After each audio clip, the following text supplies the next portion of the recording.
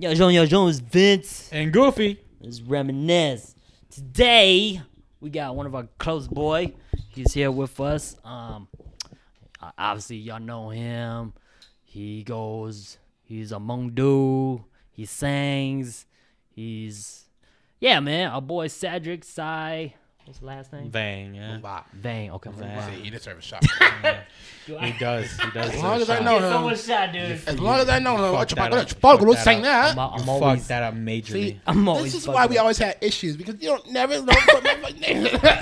I'm always forgetting shit. Trust me, dude. Like that's normal for me. But yeah, let's go ahead. What we were talking about? We were talking about foot. Like this guy got foot fetish. I do not have a foot So- fetish. When did it start? Huh? The foot fetish.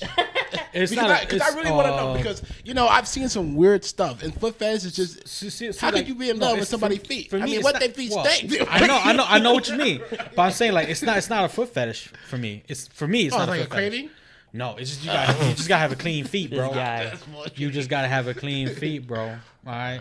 Because I went out with this girl. Didn't go out like date, but like we went on a date, and then we came to her house and we were chilling, and then she made me food, which was delicious, and she put her feet on the table, and I remember seeing nasty. her feet, and it was like You about to eat? She got foot long, on the and it was table? cracked. The her hell she toenail. got? Did she got bunions? And I was like, ugh. Damn, girl, you got some bunion feet. And I was like, I can't eat. I can't stomach it. Damn. Gross. So her foot, she don't clean her foot. So she don't clean her foot. What else part of her body don't she fucking clean? So it's hygienic more. I feel you. Yeah. So I can't do it. I got this thing too. Like I gotta wash. I make everybody wash their feet before they go to bed. Really? Yeah. Just cause if you think about it, that's the only thing that really touches everything all day. You know what I mean? That's true. You know what I mean? That I've never known anybody do that. I mean, You're like, the first person I met. Obviously, you wear socks, you wear shoes, but even like when you come inside the house, you know what I mean? And then before you go to bed, I usually I gotta wash my feet. I've been stepping all over this floor. You know what I mean? Wow, that's wow. You never heard anything like that? I've never heard it. You're the first For person real? I've ever met that actually does that. Yeah, on a I mean, regular.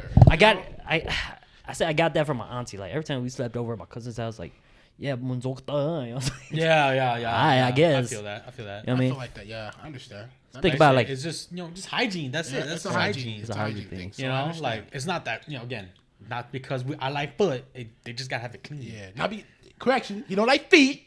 You just like Like, that. You just like it's to gotta be see it clean, clean. You man. just like to be It's gotta be clean. clean. dude, nobody would like my feet. Like, well, I was saying, I got this one toe that's so jacked up. Because you know how, like, dude, I'm so clumsy, too, because I always, like, stump my toe on something, and it's always the left pinky toe. So my left pinky toe's all fucked up now, dude. Really? Yeah. Damn. What you do? Hack jam that shit? It was so bad. Like, the nail part, Oh. like, yeah. the big grow, and Ooh. I'll show Yeah, you. my I'll show you dad- later. It's like, okay. My It's dad. like a fucking callus. See, that reminds You me. saw of- it, right? No, I That haven't. reminds me wanna of see my it. I'll show dad. you. See, I my wanna dad, see he it. got some damn dinosaur feet, so I don't even know that. Gross. Like, man. seriously, his feet is like some damn foot fungus. I don't know. That shit's What like I- crusted all over. You can see the cracks. Yeah, man. this is ridiculous. We're not alive yet. It's too much, bro. Okay, so real quick, do you remember how we met, bro? How can I forget? Oh, that's so sweet. How can I forget, bro? Huh? It's a memory. You know, it's the same as like I met you too. Really? Yeah, but see, when I met you, you were drunk, No, we weren't. I wasn't. I remember the first time we met. or maybe I was drunk. Okay, this podcast could be really good. Yeah. We're not alive, right? No, we're No, not it's live. not live. Some just us. If you want, we're That was gonna a edit good it. practice. Oh, it's going now. It's going now. Yeah. No, but then like, So yeah, how did you guys meet? If you remember, I remember. please recollect and tell us. How long has it been? What, 5-6 years now? Probably more than that. More than that? it was like 10 years, bro. Has it been that long already? Yeah, because I was still working at the grocery store. Oh, damn! That has been that long. Yeah, it's been that long, dude. And Wow. I met you around the time where I really met everybody, honestly. I didn't realize it's been that. Yeah, it's been that long, bro. Dude, a lot of shit's changed. That's like 10 years, bro. It's been that long. Yeah, bro. Damn, where did time go? I know, that's what I'm saying. Yeah. Because I remember, because I think, I don't remember exactly how we met, but all I know is like every once in a while I always saw you, and this dude was speaking Hmong. I was like, oh shit, all right, cool. You know what I mean? There's not too many people that outside the Hmong community that that speak Hmong. You know what I'm saying? That's true. I don't think there was a lot of people outside the black community that spoke Hmong either. Yeah. Well, actually, there was no black community that spoke Hmong. I don't know personally, but I seen like maybe one or two. There really wasn't. I mean, See, the difference at is the that time when I came in, I was the first to break into that market. I just think that people, at that time growing up, everybody was so divided. It was just race upon race. So, I mean, I hate to say it, but it was more racism back then. Oh yeah, But of course. when I came into the game, at least when we were kids. yeah, at least when we were kids, because I had to prove myself to both sides, the black community and the Hmong community. So it was a tough struggle. I mean, like, see, the thing is, Susan, you can speak it fluently. Yeah, like you. Yeah. I'm saying other black people that I've met, they speak Hmong, but only a little bit, like phrases. Yeah, but they're not fluent. Like you. Yeah, that's true. Yes, I think that's the difference.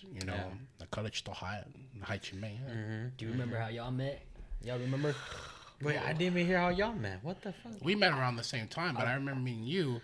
Where did we meet? It's been a while. It was my ex-girlfriend Joa. Whoa! Now I remember. Right away. I remember that. The moment you said the J word, I remember. she brought you flowers. Yeah. And then you came, you shook my hand, and they were like, "Oh yeah, what's up, man?" Oh, dang. I was like, "Dang, you sing." Whatever happened to you? Was that the New Year's? Yeah. I was like, you Year's, sing Hmong, dude. That's crazy. And then we ended up seeing each other in high school. It's crazy. And I was like, "Oh, hey, it's that guy." That is crazy. Yeah. Damn, I didn't realize it's been that long. It's that long, dude. Yeah, it's pretty damn long. I really felt old. Shit. Yeah. Why you gotta do that to me, man? Yeah, I told you, man. Like, that's why I was like, what? You were probably drunk. I wasn't really drunk. Yeah. I think, I wasn't, yeah. Well, at the same time, like, Oh, yeah. Make sure. what? No, we're not on live, dude. It's a recording. It's a recording. We edited this stuff. Yeah, okay. don't worry about it, dude. Oh, are we really doing it? Yeah, we're doing it right Oh, now. oh shit! I didn't know that. Oh, So okay. whatever you Yeah. say, just say. okay. If you don't want in there, Yeah, we'll edit it out. Just tell me, I edit it out. You know what I Okay, mean? cool. Yeah, no. Yeah. So, sorry about that. I just want to make sure. Dude, don't worry about it. Yeah, man. I didn't realize it was so long, but I remember just meeting all you guys and just having a good time. We were young, we were kids, just having fun, and we had no worries, at that time. Of course. But now, as adults, It's different. Man. Woo! Responsibility to a max, you know what I mean? to the max. I remember you at your wedding. Yeah. I remember all that. Dude, we had so much fun. Yeah. And boy, you was messed up. I know, dude. And then on top of that, y'all actually moved in together at one time. We did. Yeah, that's did when at I was one time. dating my other ex. Yeah, Yeah, how can I forget her? yeah. Woo! She hurt me a lot, man. I remember Yeah. that. When people were like, "Who hurt you?" Man, You already know. man. It was You rough, already- dude. I you did a already lot know. for her. Did What a was the lot. best thing about you living at that apartment? with that What apartment? did you like about it? And, I remember how you guys asked me. Yeah. That was the day on what's-her-name's birthday, because that's when I finally saw Say Again. Yeah, it was I forgot whose birthday it was, but I remember asking you because So you guys asked me out of the blue. I Yeah, was 'cause- intoxicated. yeah, 'cause we- I wasn't thinking straight. Also said you got two guys living in. I was like, damn. well, because I was like, I like, hey, I that. hope you don't like. Do you mind? Because we were like, do you mind if we stay with you for a while? Because we're trying to find a place right now. Yeah, I didn't know it was that bad. Your situations at that time. Mine's wasn't as bad. Well, compared to I Yeah, think it was a lot worse. And- Yeah, yeah, compared to bees. Yeah. my bad. Yes, Yeah, compared to the BBs. BBs. Yeah, his situation was like terrible, but like mine was like, I have options, but then I wanted to get out, and I think it benefited me because you lived so close to her, Ah, okay, I see. So I was like, she was like a very needy at the time too, so she was like, whenever, and I was like, yeah, whenever you wanna, it's cool, we're staying here now, and I was like, we were still working at that time too. So I forgot how I found a way to work. You found I forgot how. I thought y'all was like all carpooling. Well, we carpooled for a while because at that time I had the Nissan. I had a car. Yeah. So I would let him use my car during the night. It worked out because I worked in the morning. He'll work at night, so I Right. let him use my vehicle. Then got a car, and I even told him don't park in the parking lot. Yeah, BB got. BB got it. My bad. It's all good. Yeah. I don't think he cares, Yeah. No. Yeah. BB got a car. Okay. And he parked in the parking lot. he parked in the parking lot and they towed it. He towed it. And the tow was out of this world. So I even told him that from day one. I was like, baby, look. Oh, yeah. You park in that parking lot and your car get towed, you're going to be coming out $300-400 bucks. So once he lost the car, and that just when everything went downhill. I think with that place, the way that we had to move out was so crazy because it was just a rush, you know.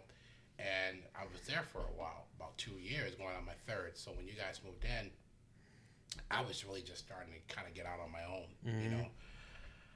I wasn't ready to have roommates at that time, but I just felt bad because of your situations, you know, that you guys were kind of like where you were at. And I apologize for rushing to that. I mean, to be honest, it wasn't your fault. I mean, to be honest, I thought it was just make you take a shot, but it's not your fault. I mean, like I said, to be honest, it wasn't that. I mean, I don't know. I can't speak for you or BB, but like to me, I thought it was cool. I thought, you know, because we offered to pay rent, you know.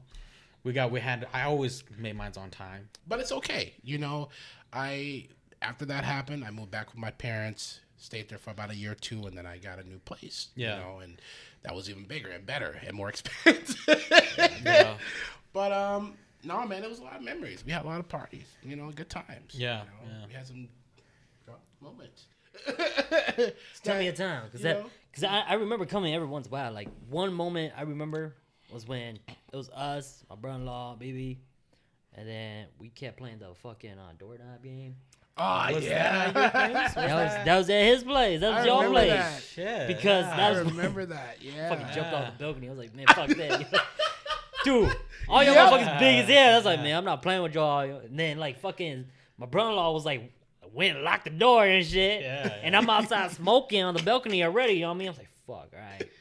And then I was like, I need to go touch the doorknob. This is the only way. You know what I mean? So I jumped down. I mean, it wasn't too bad too. It was like second story. Yeah, they chased after your ass. Dude, fucking BB fast as shit, bro. Yeah. Dude, for how big he is, guy, I was like, oh my God. He was like on sandals too. I was like, oh shit. BB can run, man. BB got back. I was hella, dude. I was running hella fast, dude. And then like BB was chasing me, and then my brother-in-law came out, and then I don't know if you came out too. No, I didn't. You were like, fuck it. Huh? Yeah, because they were like, dude, they're gonna pound your ass. I was like, they too got your ass. I'm good. Yeah, because some big ass motherfuckers, you know. So I was like, I got dipped. Fuck it, dude. See, I didn't know anything that happened. All of a sudden, I heard you come back in. and was like, woo, them two chased me fucking far as hell. I had to run to like, God damn. I had to run all the way like across the street, go touch some random doorknob at some random house, yo. Yeah. It's like, ha, fuck y'all, yo. Walk all the way back. It's like, I can't believe he actually touched a doorknob, yo. I was like, ooh. And there was like door handles and push bars and shit. I was like, oh, fuck, I can't touch those, yo. Yeah, that was like one of my memories over that place. Yes. You know what I'm saying? That's all right.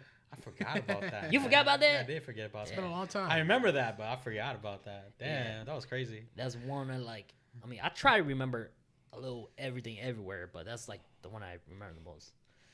Wow. And I mean, like, there was this one time too, BB, how he sleeps, dude. He's funny, dude. He's a big ass. Dude, that dude's like a fucking bear. Yeah, it was like a grizzly bear, dude. That dude's a fucking bear. He So might He be would on sleep that. like a fucking. That's how he would sleep, bro. To be honest, y'all laugh because y'all know it's true. He would sleep like. Yeah. No, but Sugar bear. Yeah. let's talk about growing up, bro. Wow. What do you want to know?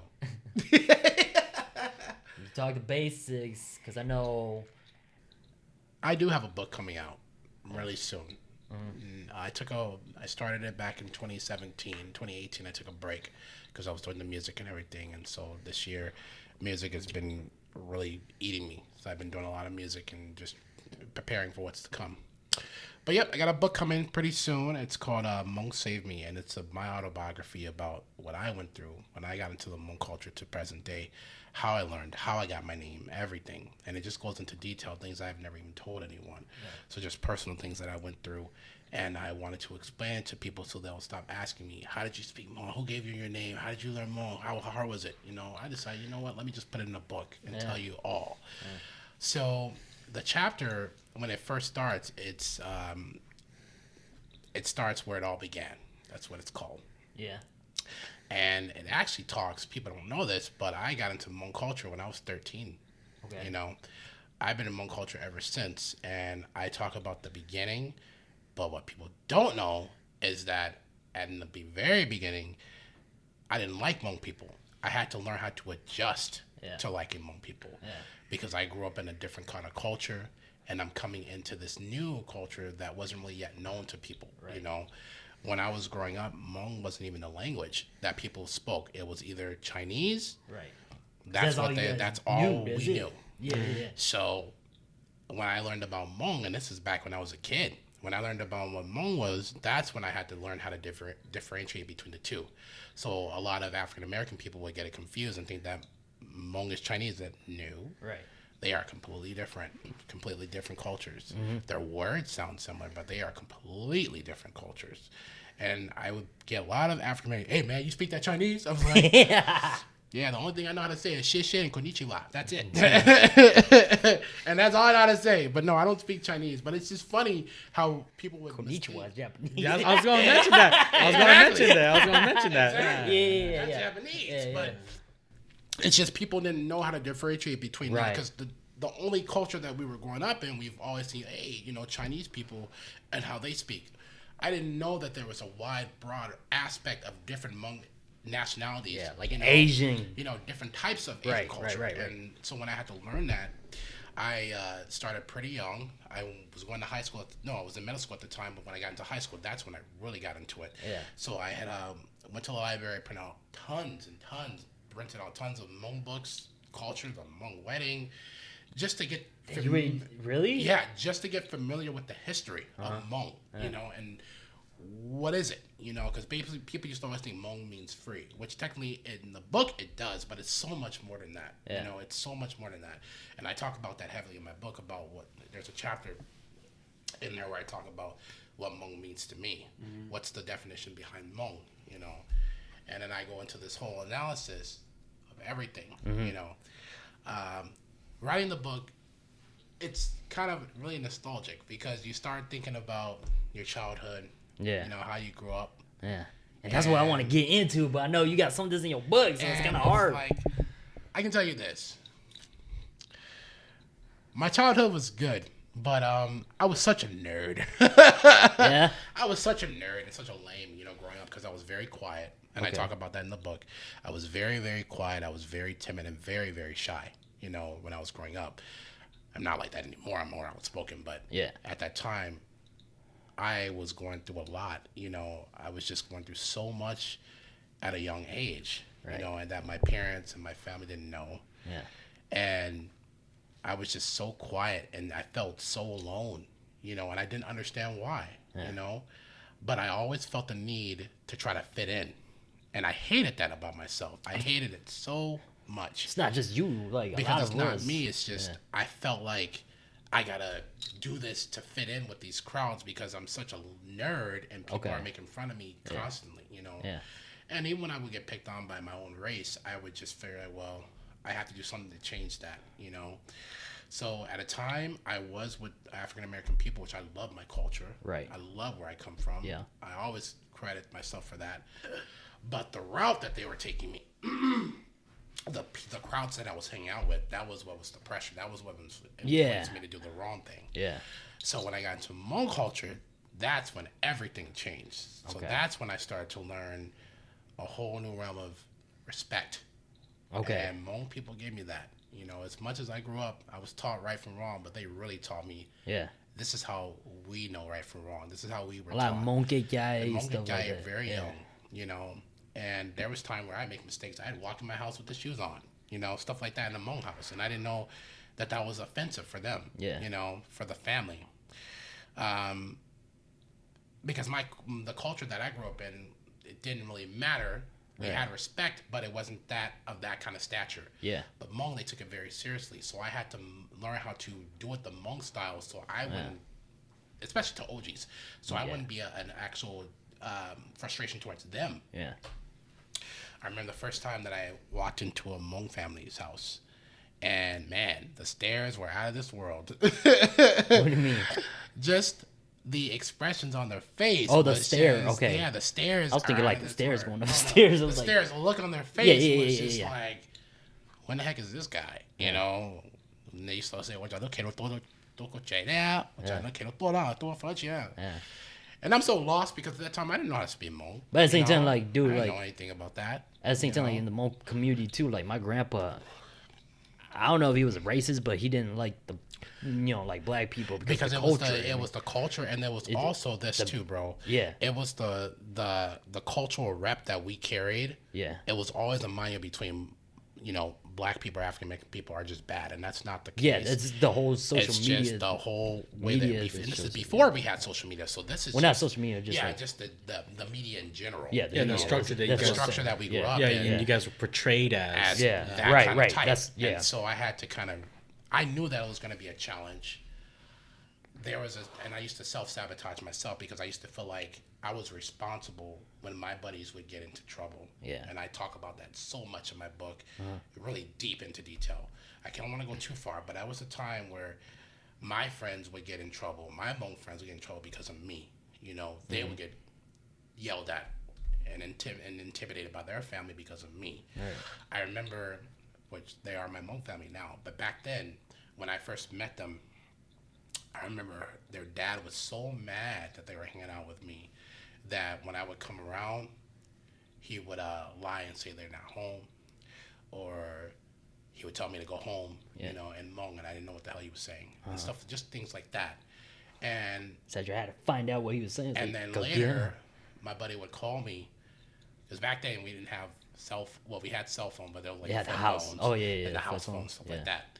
So he would call me. He was like, "Sorry, man, I've been home. My dad just won't let me hang out with you because you're black." And and I just felt bad, and so I told him that maybe you shouldn't hang out with me because if my color is going to be a problem for us, I'm going to feel guilty. I'm going to feel like it's my fault, like I'm sabotaging you just to hang out with me, and I don't think that's fair. But I realized growing up, I couldn't put that self-pity on myself. I had to kind of somehow fight through it and make a change. Right.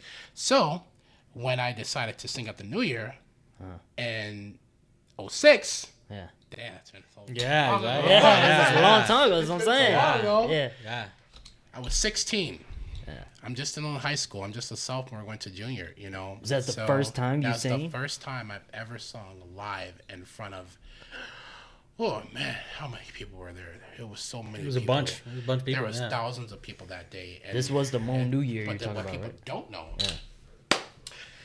when I got into Hmong culture, music, I was only, back then we didn't have artists like we had now. We had bands. Right. Paradise, Destiny, White Shadow, Sounder, UNO, 2U, all these different Hmong bands, and they were competing, because they were really good. The players, everything. And the first song I learned was Shooting Star from Paradise. Yeah. Yeah, they were the first Hmong band that I got introduced to.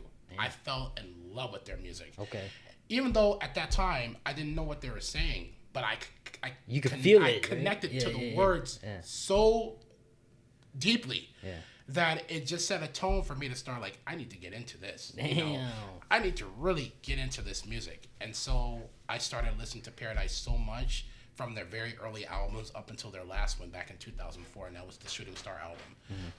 And they had so much hits, but the thing that people don't understand is that they are a Hmong American music group, and they were on the news. I didn't even know that history until years later. So, now they're big idols of mine because we're good friends. But back then, they were my idols when it came to Hmong music. So then we got into Destiny. And so when Destiny started popping, I was like, wow, these are some amazing ass groups, you know? I first saw my very first song, Shooting Star from Paradise. That was the first song I learned in Hmong. And that was the very first song I sung live at the New Year.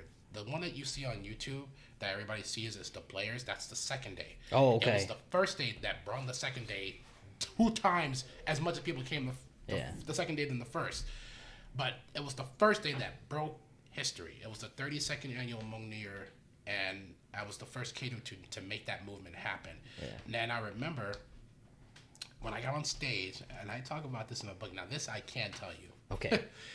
When I got on stage, I was going to walk off. Really? Yep. Were you nervous? I was so nervous. Oh, really? Oh, damn. Yeah, okay. I was really nervous. Yeah. And I remember I got on stage. It got so quiet.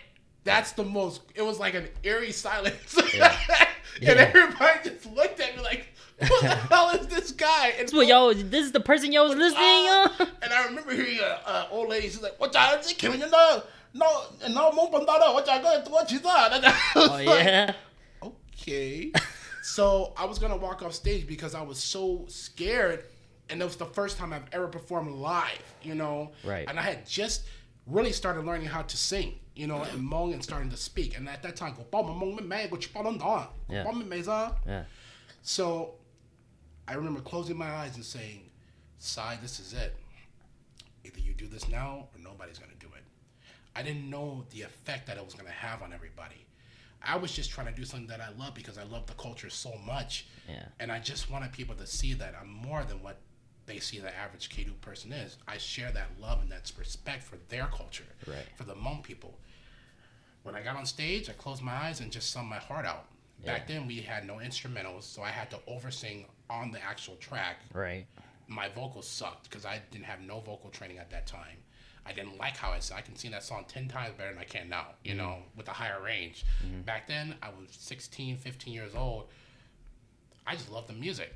I think I sound like, I sound like shit, dude. like listening to my vocals. Yeah. And the moment that I hit that first note, that crowd went wild, dude. Yeah. What I did not know is that on the big stage when you're performing at the New Year, they have the small screen on the small stage. Yeah. I didn't know they had that. So when I came out, they just swarmed at me. Like, what's going on? They're like, "We just saw you up there." I was like, "Oh shit!" Yeah. And I didn't know. Yeah. And I remember coming back the second day because at that time I had just got introduced to the players. "Jing Choi It's Okay" was the first song I ever got introduced to them. Okay. And I love that song so much because I was in an emotional state. Yeah. At that time, I was starting to learn a little bit more about the culture itself. It was when I sung "Jing Choi It's Okay," that's when I said I need to start learning how to speak Hmong. Yeah. I need to really get into it. I didn't have to take classes, but I stayed into the culture long enough to pick it up. The one thing that I did learn, and I love the OGs for this, is because they are the ones who helped me with my pronunciation. Yeah. My buddies did, but they are the ones that told me, "No, go ahead. Go ahead. Trust me, they still say that to a lot of us, bro. Yeah, me.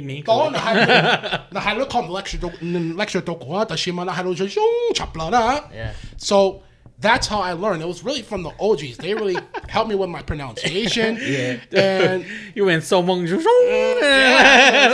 That's such a good, what I'm saying? That's how they really taught me. That's how you know he got it from the OGs. It was Yeah. funny too because I started to pick that up.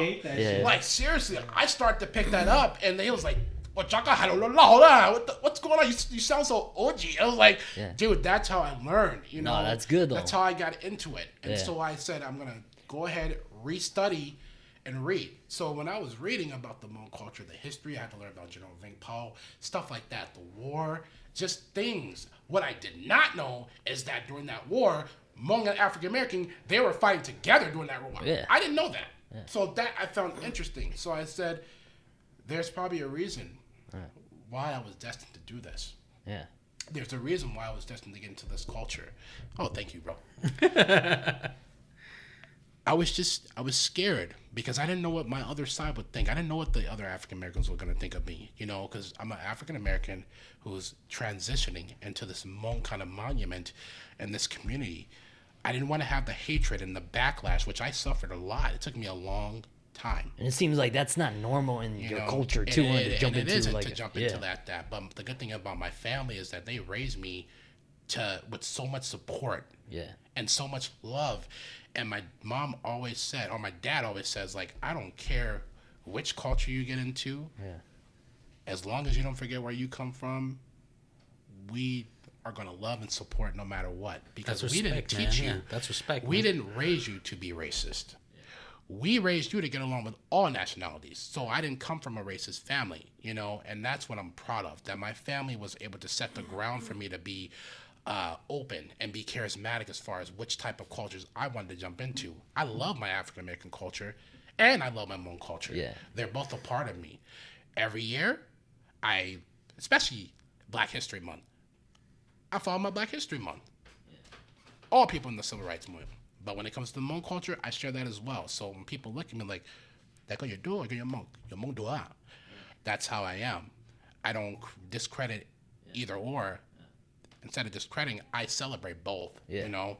That's what's up. And I love Hmong culture for one reason, because it helped me break that line between racial, discretion as far as how people looked at me, but then it also gave me an opportunity to embrace something that I've never even thought that would have this much effect on me years later. Now I'm 16 plus years in the game, and it's like it's weird, but I'm so impressed of myself. I'm so proud of myself. Yeah. But it's so strange to look at yourself and say, like, this was me. Yeah. And even when I haven't seen that the YouTube video in a long time, but when people of you singing, of me singing, because I was so young, and it's just like, it's weird to look at myself like, that's really me, It's just strange. You didn't have all the scruff and everything. I saw you posting on your Facebook. Right, seriously. And see that, but people don't know is that picture was not the New Year picture. That was in 2017 or 2014. Okay. Yeah, that was when I was performing with a girl I used to crush on. Yeah, well, she knows. You know who you are.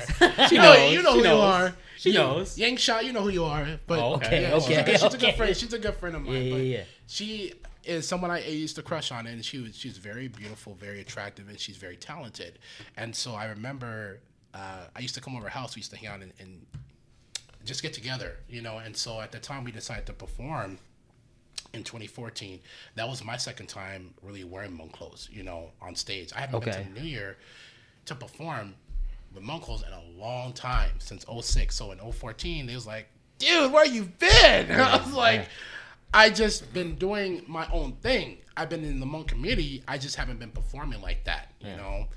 So after I started to get into writing my music, that's when things really, really brought forth. Writing Hmong music, learning how to read and write. I actually learned how to write and read because I watched a lot of Hmong movies. People didn't really know that. They was like, "How'd you learn how to read and write?" I said, "I watched a lot of Hmong movies growing up." What was your favorite movie? Real. That's funny. Man, that's a funny one, dude. Honestly, I never really watched Hmong movies. Shit, they don't play. Okay. Classic. It's just a classic one. Numplaya was a big one, but I love watching Dr. Tong, which I know him very personally, but one of my favorites, but Numplaya was the one that we watched a lot growing up. And they have the Hmong dubs, Yeah. A lot of movies that I watched as a kid, I didn't know it was dubbed. I didn't know that either. Yeah, I didn't know it was until I watched I thought it it was later. actual Hmong people. And all the Chinese movies and stuff? Yeah. And I remember sitting in the living room, and I was watching this movie. I didn't even know what the hell it was called. And see, at that time, I didn't even know how to speak Hmong. Okay. And I'm watching it, thinking that I understand, but I'm just visualizing what they could possibly be talking about. Yeah. And so I had the parents in the background. They're just talking, and my buddy's telling me what they're saying about you. I was like, dude, they're saying, "Oh, we have this black guy watching movie." That's not something we see every day. Yeah.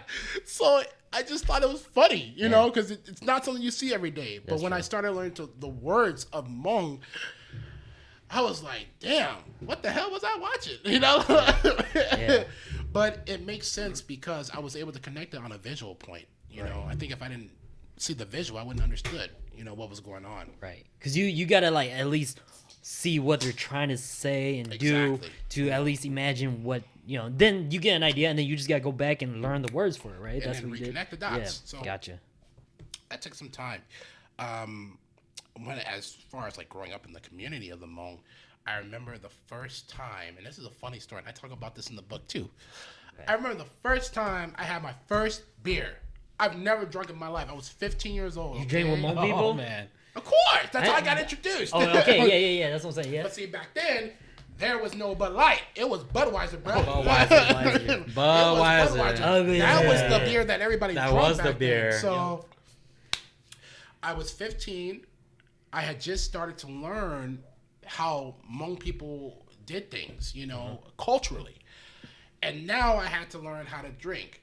Now, I've never drunk before. Oh, damn. Dude, I was the weakest damn drinker they had. That's what they got. Yeah. I couldn't even finish a sip without wanting to throw up because I've never had those toxins inside of me before. Yeah. And I remember It took me a long time to finish one can, dude. It took me a Really? very, very long time. Yeah. And forgive me if I'm saying this, but you know who you are. When I was at their house, my Hmong brother paying, and we were drinking, and he was trying to teach me how to drink Hmong way, and we're chilling with the buddies, having a good time, and he was like, "Okay, I want you guys to chug," and I was like, "What the hell is that?" Yeah. And he's like, the whole Ipa Ming. I was like, what the hell is that, dude? And so at the beginning, before I heard the Ming, before I Kupar, I used to say, what was it? What I used to say back then? I'm trying to think back. Da, yeah. Da. And it's like, no, you're saying it wrong. And then they give me another one. I was like, what? The hell, dude? Another one? And then they just kept giving me because I kept saying da, and then I didn't know that. Cause you Ming. Yeah, I didn't know Ming. So I was like, I thought they were talking about my buddy Ming because he was there. I was like, the hell gonna drink Ming? I was like, so real quick, like for those that aren't Hmong, when you drink a Ming, that means to finish it. Okay. Yep. Da is done, but it's not exactly finished. It's different kind of terms to use, but I think it's here. I'll explain it more. Go ahead. More. So Ming would be like Ming would be more in terms of knowledge. It would be like to completely devour or like finish Just that beer. For us, da is like end. Yep. Yeah. And like so when people and it came from like a kind of a superstitions because when you at the weddings when you say da, then, that's the end of their relationship. That's the end. No more. So then they stop saying that. Don't Cali people say da though? Some Cali people say da, but the majority of like they call the generation up. Ming, huh? But means back then, like just finish. Yeah. They go da, and then they just kept giving me more beer, and I didn't understand why. And I'm like, Cedric, I was drinking like, da. Like, give me another beer. I'm like, what the hell I do? This guy. See, this is the reason why I don't hang out around him no more because he always want to make me drink. So, I'm more chill now. I don't have my lighter. Somebody's gonna have to pop this. I need one too. And so after that, go ahead, continue. I couldn't finish the beer, so I secretly put it behind my back and threw it out. Then I said, bro, we caught you. We thought you did. I was like, damn. So they ended up you can't escape, man. Yeah, they're like, we caught you, bro. We know what you did. So they ended up giving me another one. Yeah. And then that's when I finally started having to practice. I had to learn how to drink Hmong way. And that took a lot of time. That took a lot of time for me to gain the stamina, how to be able to hold a beer, how to be able to look for the next person. Yeah. It took a while. It wasn't an easy practice. See, people think that drinking is easy. It's easy when you don't have a traditional aspect behind it. But I mean, you learned it around the same time we did, though. I did. Yeah, the because only difference is that I had to learn how to drink. Because thank God for you guys, because my buddies were teaching me how to drink. Yeah. But I'm saying like you learned it around the same time, like us as more for our age. Yeah, our age. Yeah. Oh yeah, and that's because a good thing too. I didn't start drinking until I was 13. That's when my dad first handed me the little cup of beer, and he was like, "Bakuhao," and I was my dad. So I was like, "What? Okay, what is this?" And I took it, and I remember going, "Ugh, gross." And then I man. And then my dad kept asking me. So then maybe 6-7 times, and I was like, you know what? I'm starting to feel a little good. My first beer was I went over to my older cousin's house, and then she had her husband and her husband's friends were over, and then so we all each had our own 40 of Old English, Oh, yeah, that was my first time drinking. So I was drinking OE, you know what I mean? Man. And so I think I had a phase like that too. So I didn't even really finish. I think I got maybe half, maybe only a quarter done, That's all I drank. Shit was shot I was I was sitting on the couch and just puking. I'm sorry. I'm puking all over your floor, That's my first time, bro. That's so bad, dude. I was so fucked okay, up, bro. so have you ever puked on yourself, man? Oh, first, hell yeah! First time. Yeah. First time. I have before. Yeah. I have one time. I have. That's one and only time. Only one time, and that's when I got. I was just really, I was weak, I couldn't really drink. And I remember I just puked on myself. Like, literally, I didn't even puke on the fly. I just puked on myself. You know, I was like, dude, I couldn't believe it. I bet you have some plenty of times. No, I've only done it like maybe once or twice. He said it was so disgusting. Yeah. Go ahead. What, explain. me? Yeah, how you Explain it. We all I was drinking with my neighbor. This is yeah. See, he knows. Oh, But shit. it was with my neighbor. Actually, my neighbor. I was probably like 14 at the time, and rest in peace, Dusty. All right, but he passed away. Oh, yeah. So, it's cool. But like, he actually saw me as a kid. I came home from school, walked through my alley. Every time I walked through my alley, he's always fixing his car, and I'd be like, hey, because he's like a Hmong guy, and first time being there, I don't know people, so I just say hello to him, and he's like, hey, come help me hold this real quick. I need an extra hand. So I held it, and he cracked me a beer, and I was like, okay, whatever. And so I started drinking with him while we were fixing his tires in his car. And then then all his buddies started coming over and they just started fixing their cars. And they each brought a case. So then we just kept drinking. And then everybody's like, hey, who's this kid? Oh, it's my neighbor. And so then they kept drinking. Oh, damn, you cool as hell, blah, blah. And then they're like, how old are you? And I was like, 14. And they're like, damn, man, you're cool. And then I was like, oh, man, I love this crowd. I love these people. And I didn't have friends at the time. Yeah. So I remember sitting in their chair and I was like, man, I'm getting real tired. I'm getting fucked up. And at that time, I didn't know what fucked up was. So I was like, man, I'm just getting real sleepy. And then I fucking fell asleep. And I fell asleep on their metal chair, right? Yeah. And I went, and I feel the beer. Nasty, dude. All over myself.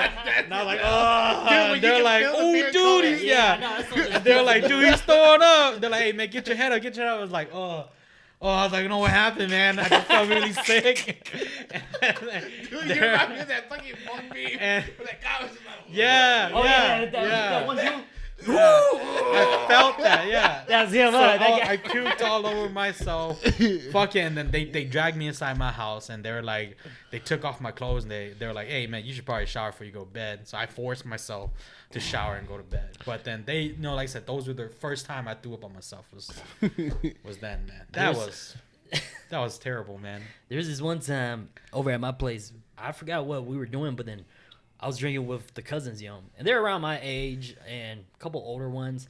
But the younger cousin, it was his first time drinking, and so like I wanted to see how he drank, Well, I was teaching him, but what I taught him, he didn't understand what I was trying to say, So what I did was like, all right, man. So I'm gonna pour a drink. Watch me, okay? I'm gonna pour a drink, okay? I'm gonna tell that for everybody, whatever, So I take it and then I take the drink and then I pour one and I give it to him, right?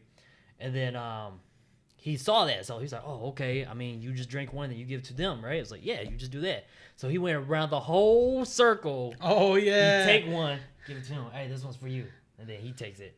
All right, thanks. Hey, this one's for you. And then give it to next person. I was just watching it the whole time. I was like, "Oh shit, this guy's hardcore." You know what I mean? Damn. And he was only like, I think it was like 14, 15 at the time too. Wow. It was, dude, are you serious? Yeah, that's what he did. Yeah. He didn't understand it though, you know what I mean? But I think I showed it to him already, like, all right, this is all you do. You just take one and then you give it to that person, and then it goes around in a circle, you know what I mean? Like they each take one, but what he did, he took one. I think he held accurately to like, I drink it first. That's what I go first. Yeah. And then you go second. Yeah. But it's weird, dude, and that breaks it different because it's so strange. Don't you find it strange how, growing up as a Hmong person, right? Mm-hmm. And you have to learn how to drink. And then they start having you drink so young. Isn't that weird? Dude. Man, it's crazy. It's like, and we're always telling you, you're not 21 yet. You got to wait till you're 21. But the OGs, man, no. Go ahead, Tutu. Yeah. Well, see, like the way I started, like say, was different because my dad, they're drinking at was it a Jingle Bell wedding thing? Oh yeah. So then my dad was like, we have to drink this, but you can ask family members for help. So then my dad was just like, I have a son here. He can help me drink. So then he was giving it to me. That's the bag. That's when I was like, oh, that's why we get fucked up early. That's why we start drinking because we get a taste for it, and this whole time he's like, you know, you just drink something bitter. In my mind was just drinking something bitter to help out your dad. Yeah. You know, that's Pretty much. Yeah, that's what I thought. For me, it's different though, because like my dad was never a drinker. He's very Americanized. Yeah, my dad was like that too. He Yeah. never drinks. Because I mean, like dad, I mean, he just never really drank like that. He never had a thing drinking, you know, and he doesn't do well with beer. And so like back then, I mean, he never told us to drink, but I always saw this guy like pouring shit out. You know what I mean?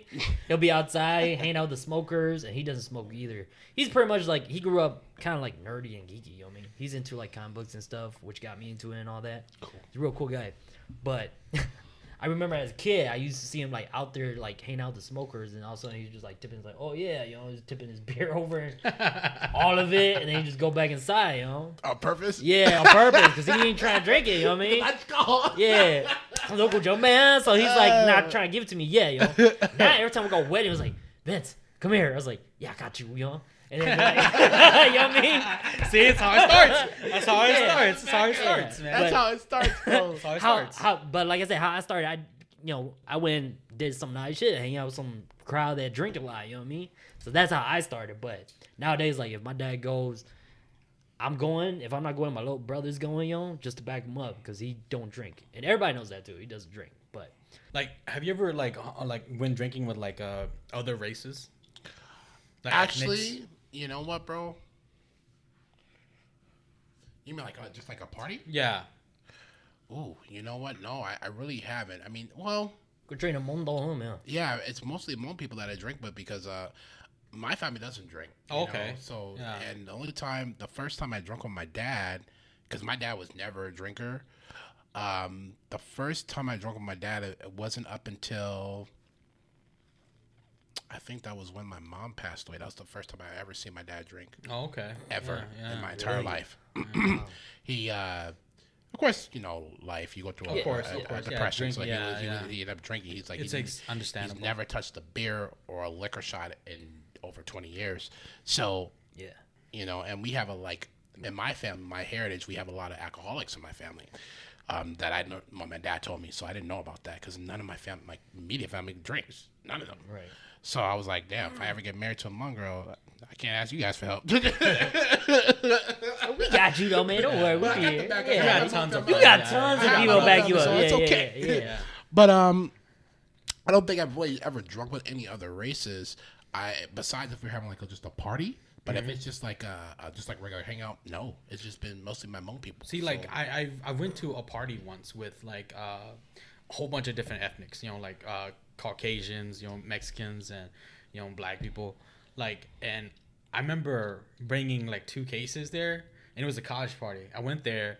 I remember bringing 2 cases. I was ready to get crunk, but then I see everybody, and they're holding their own beer. Yeah. Yeah, they're holding their own. Ready to get crooked. I haven't heard Yeah. that in so Oh long. yeah, so long. Yeah, that's true. Yeah, Yeah. because at that time, that's what I was thinking, get crunk, you know. But bringing the 2 cases, and I remember popping one for everybody, and they each had their own beer.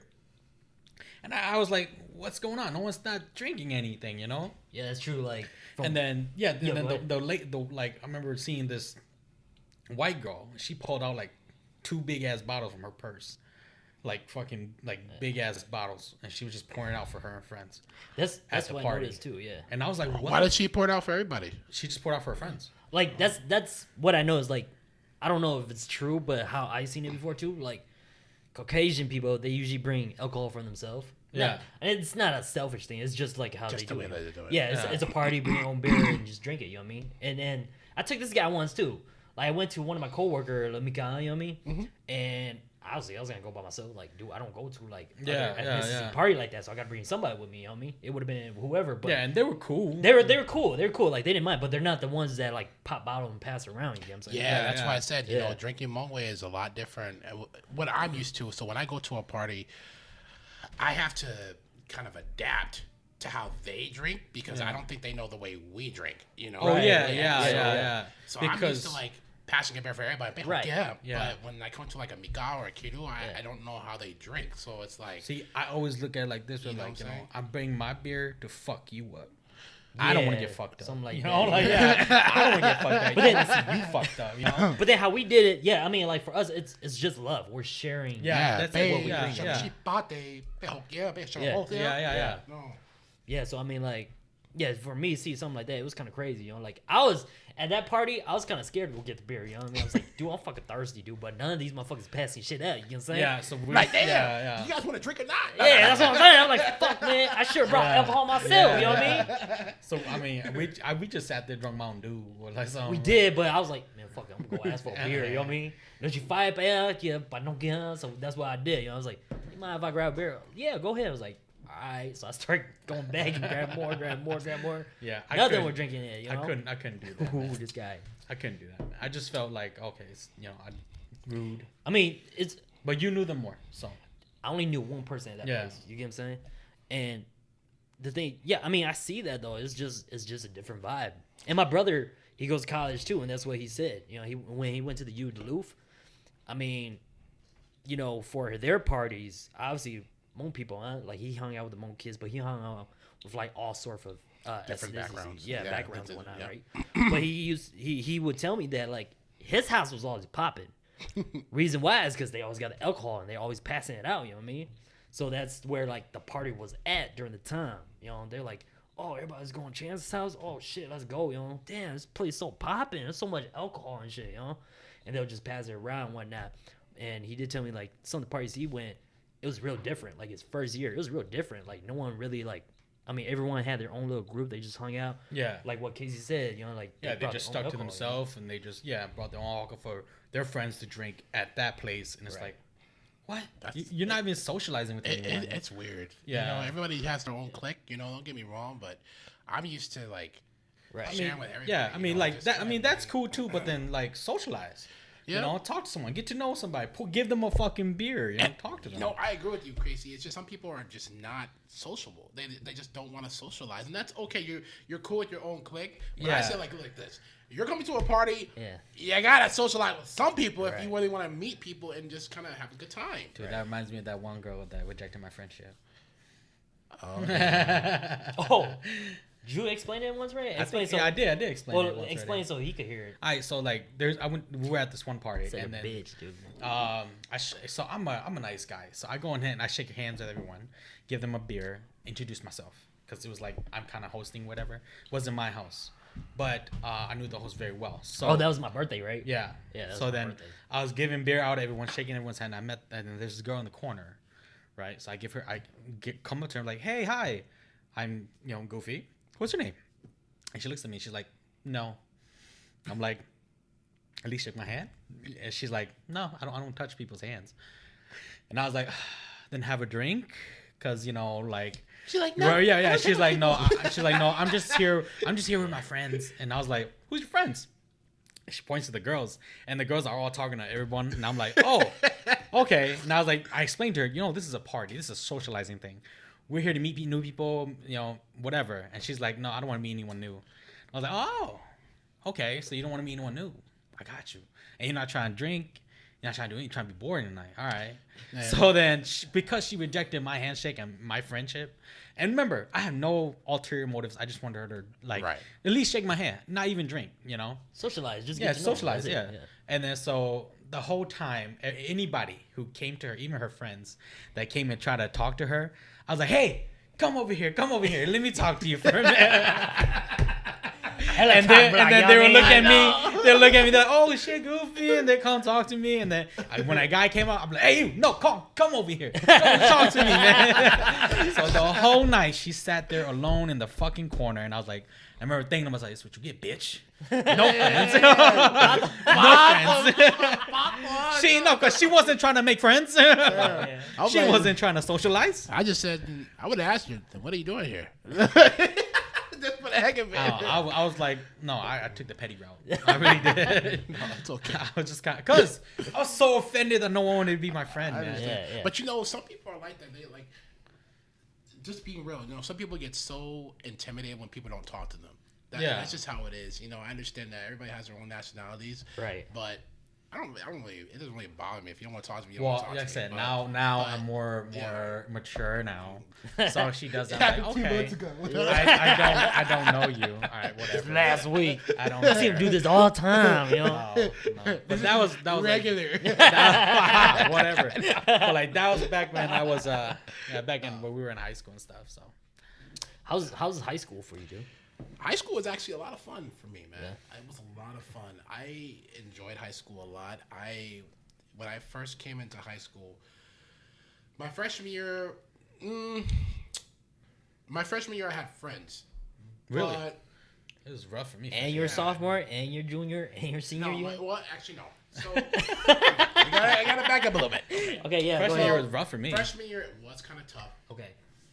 I didn't have a lot of friends. Okay. I was just really getting into the whole Hmong thing.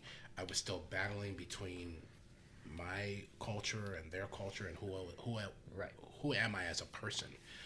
And it was a difficult phase. But I had my Hmong brothers who were backing me up, that were there for me, when I was going through some tough spots, So I appreciate that, to all you guys and for the people that have been in my life and that are still there to this day. Because it was a tough time for me. I was really dealing with a lot of inner demons. There was times where there was a lot of suicidal thoughts, stuff, just a lot of things that I went through. I feel you, man. Like a lot of people go through that in a lot of high stuff, school, man. So I really felt really inadequate in high school, especially when I was in junior high. I really felt didn't know where I fit in, I got picked on a lot. So it took a while for me to get that. Dude, that's surprising. You really got picked on? Oh, yeah. Yeah, definitely, Jesus. dude. In high school? When I was Or in junior high? when I was in junior high, I didn't have a lot of friends. I was, Major was the closest one I met later on, but the first person that actually stepped up and became my friend, and I talk about him in the book, was Chu Rick Jean. And he gave me the courage. And it's funny because I'm tall as hell compared to him. He's a short guy. Okay. But he was so brave. And I envied that about him. I'm like, damn, I wish I could be just like him, where I didn't care what people thought. But I was so fixated on how people thought of me, and I always care what people have to say. I don't give a shit now, but back then, I always cared what people have to say about me. And it made me feel so low. And he stepped up for me. He was actually like my protector. He really was there for me. That's when dope. I was just, I credit him to that. That's why I talk so heavily about him in the book, is because he gave me that courage to stand up for myself. Because I was getting picked on by a lot my own race, and I was bullied. They're like part of the books right here. And it took me a while to get out of that mainframe. So when I hit high school, I had a little bit more friends. I still battled between the sides, but I was a book smart. Freshman year, not so good. Sophomore, junior year, I was a book smart, and senior year. So I was always studying. But my buddies would go out and party and drink, They would like ditching and stuff. Like, no, I can't do that. It was up Why until you never did that? I mean, I tried, but I just couldn't keep up. I feel like you did, man. I just couldn't keep up. I feel like you did. Okay, so the truth is, I did ditch. Okay, a few times I did. Yeah, ditch. because but we went to the same high school. But when I ditched, I was on top of my fucking grades. Yes, okay? you were. But I swear. But I did ditch a few times. You got to get your shit straight first. I before you did ditch start a few ditching, times, right? but I didn't ditch to where it was going to affect my my education. Okay. I never liked math. I sucked at math all through my year, being young, all in that. So I always took classes, special ed classes to carry my math. So I don't give a shit no more. But back then, math was my weakest subject. Everything else I excelled in, especially science, history, writing especially, and science and history major. So going to that, when I got into my sophomore year, that's when things really, I've won tons of awards. Student of the year, student of the month. I've won so many awards, so I was a book smart. Okay. But I hated it because my buddies were like, damn, you're such a fucking smart ass, dude. Why can't you be like us, just chill and drink? Yeah, just chill and hang Making out. us feel all bad. I'm like, You should, man. You should, though. That's a good thing. That just wasn't my norm, because growing up, I didn't have an older brother. So it was, Are you the, you're like the second oldest, right? yeah, I'm not, that's technically no. So when my older brother was alive, because he suicide last year. So, damn, I sorry, appreciate that, brother. Still dealing with it, but it's okay. So I can talk about it now. He was out of my life from 11 up until I was 21.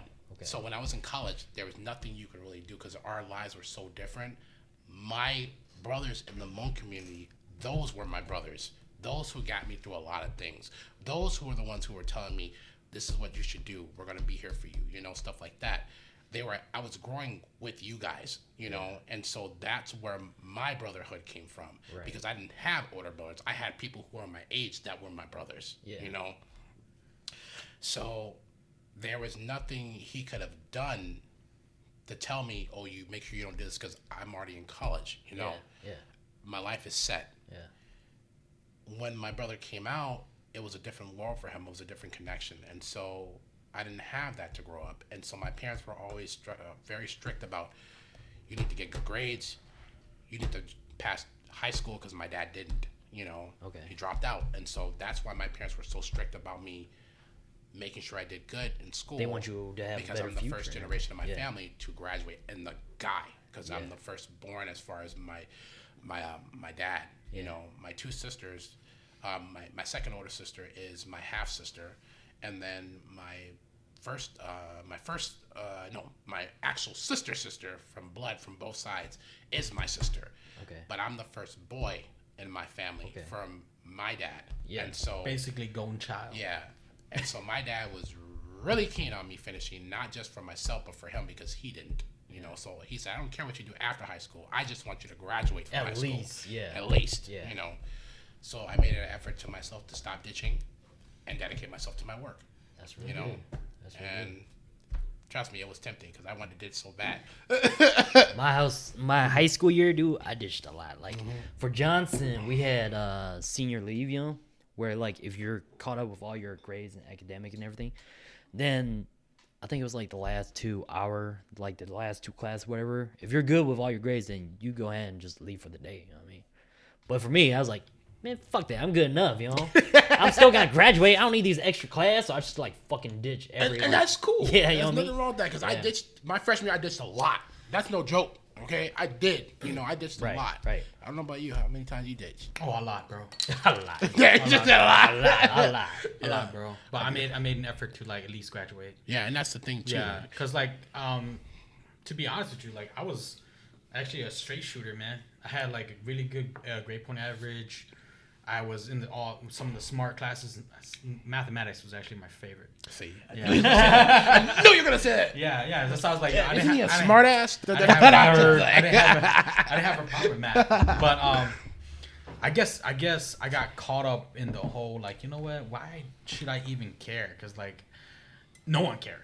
At least how in your circle. Yeah, in my circle. Yeah. So then I didn't care. And then I started caring when it became my senior year, because I started realizing, you know what? I ain't trying to fucking drop out. Yeah, you know, I'm not trying to. Yeah. So yeah, and then I worked really fucking hard just to graduate. Wow. I had a scholarship, but I didn't do it. Were you? What scholarship was it? I forgot it was. Oh, so okay. long ago, man. Stupid. Because I didn't. When I got it, I didn't even apply, because you got to apply for it. You just gave up, I just gave up on it. That's the only thing I do regret, really, Casey and Vince, is that I didn't like my high school year because I felt like I could have done so much better had I made better choices. Oh, yeah. I didn't realize that school was just as important as your next step. That's true. And high school was a big thing, and I swear, if I would have just buckled down and really just took it seriously. And I was just a slow learner, in math. I just didn't get it. It just wasn't my thing. I think all of us feel that way, like, because I fucked around way too much. This how I saw it, though. Like, for me in high school, like, for me, it was more like about finding myself. Because I don't know if you know, I moved around a lot. I probably moved, like, house-wise 20 times, dude. Wow. And school-wise, I think I counted, like, 10, 11.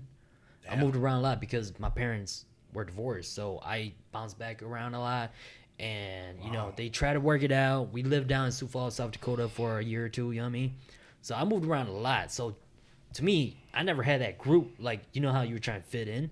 Exactly. I was trying to find a circle where I could just kick it with, where I feel like it's family, you know what I mean? Yeah. You got that peer, that bond, you know what I mean? That friendship, How did you find the courage and the strength to go through what you did and not feel ashamed about it?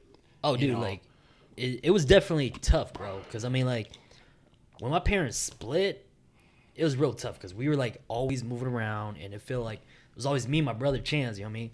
We moved around so much, and we live with family, and I'm real close to all my family right now. My dad's siblings, my mom's siblings, because they will always drop us off for them to babysit us. You know what I mean?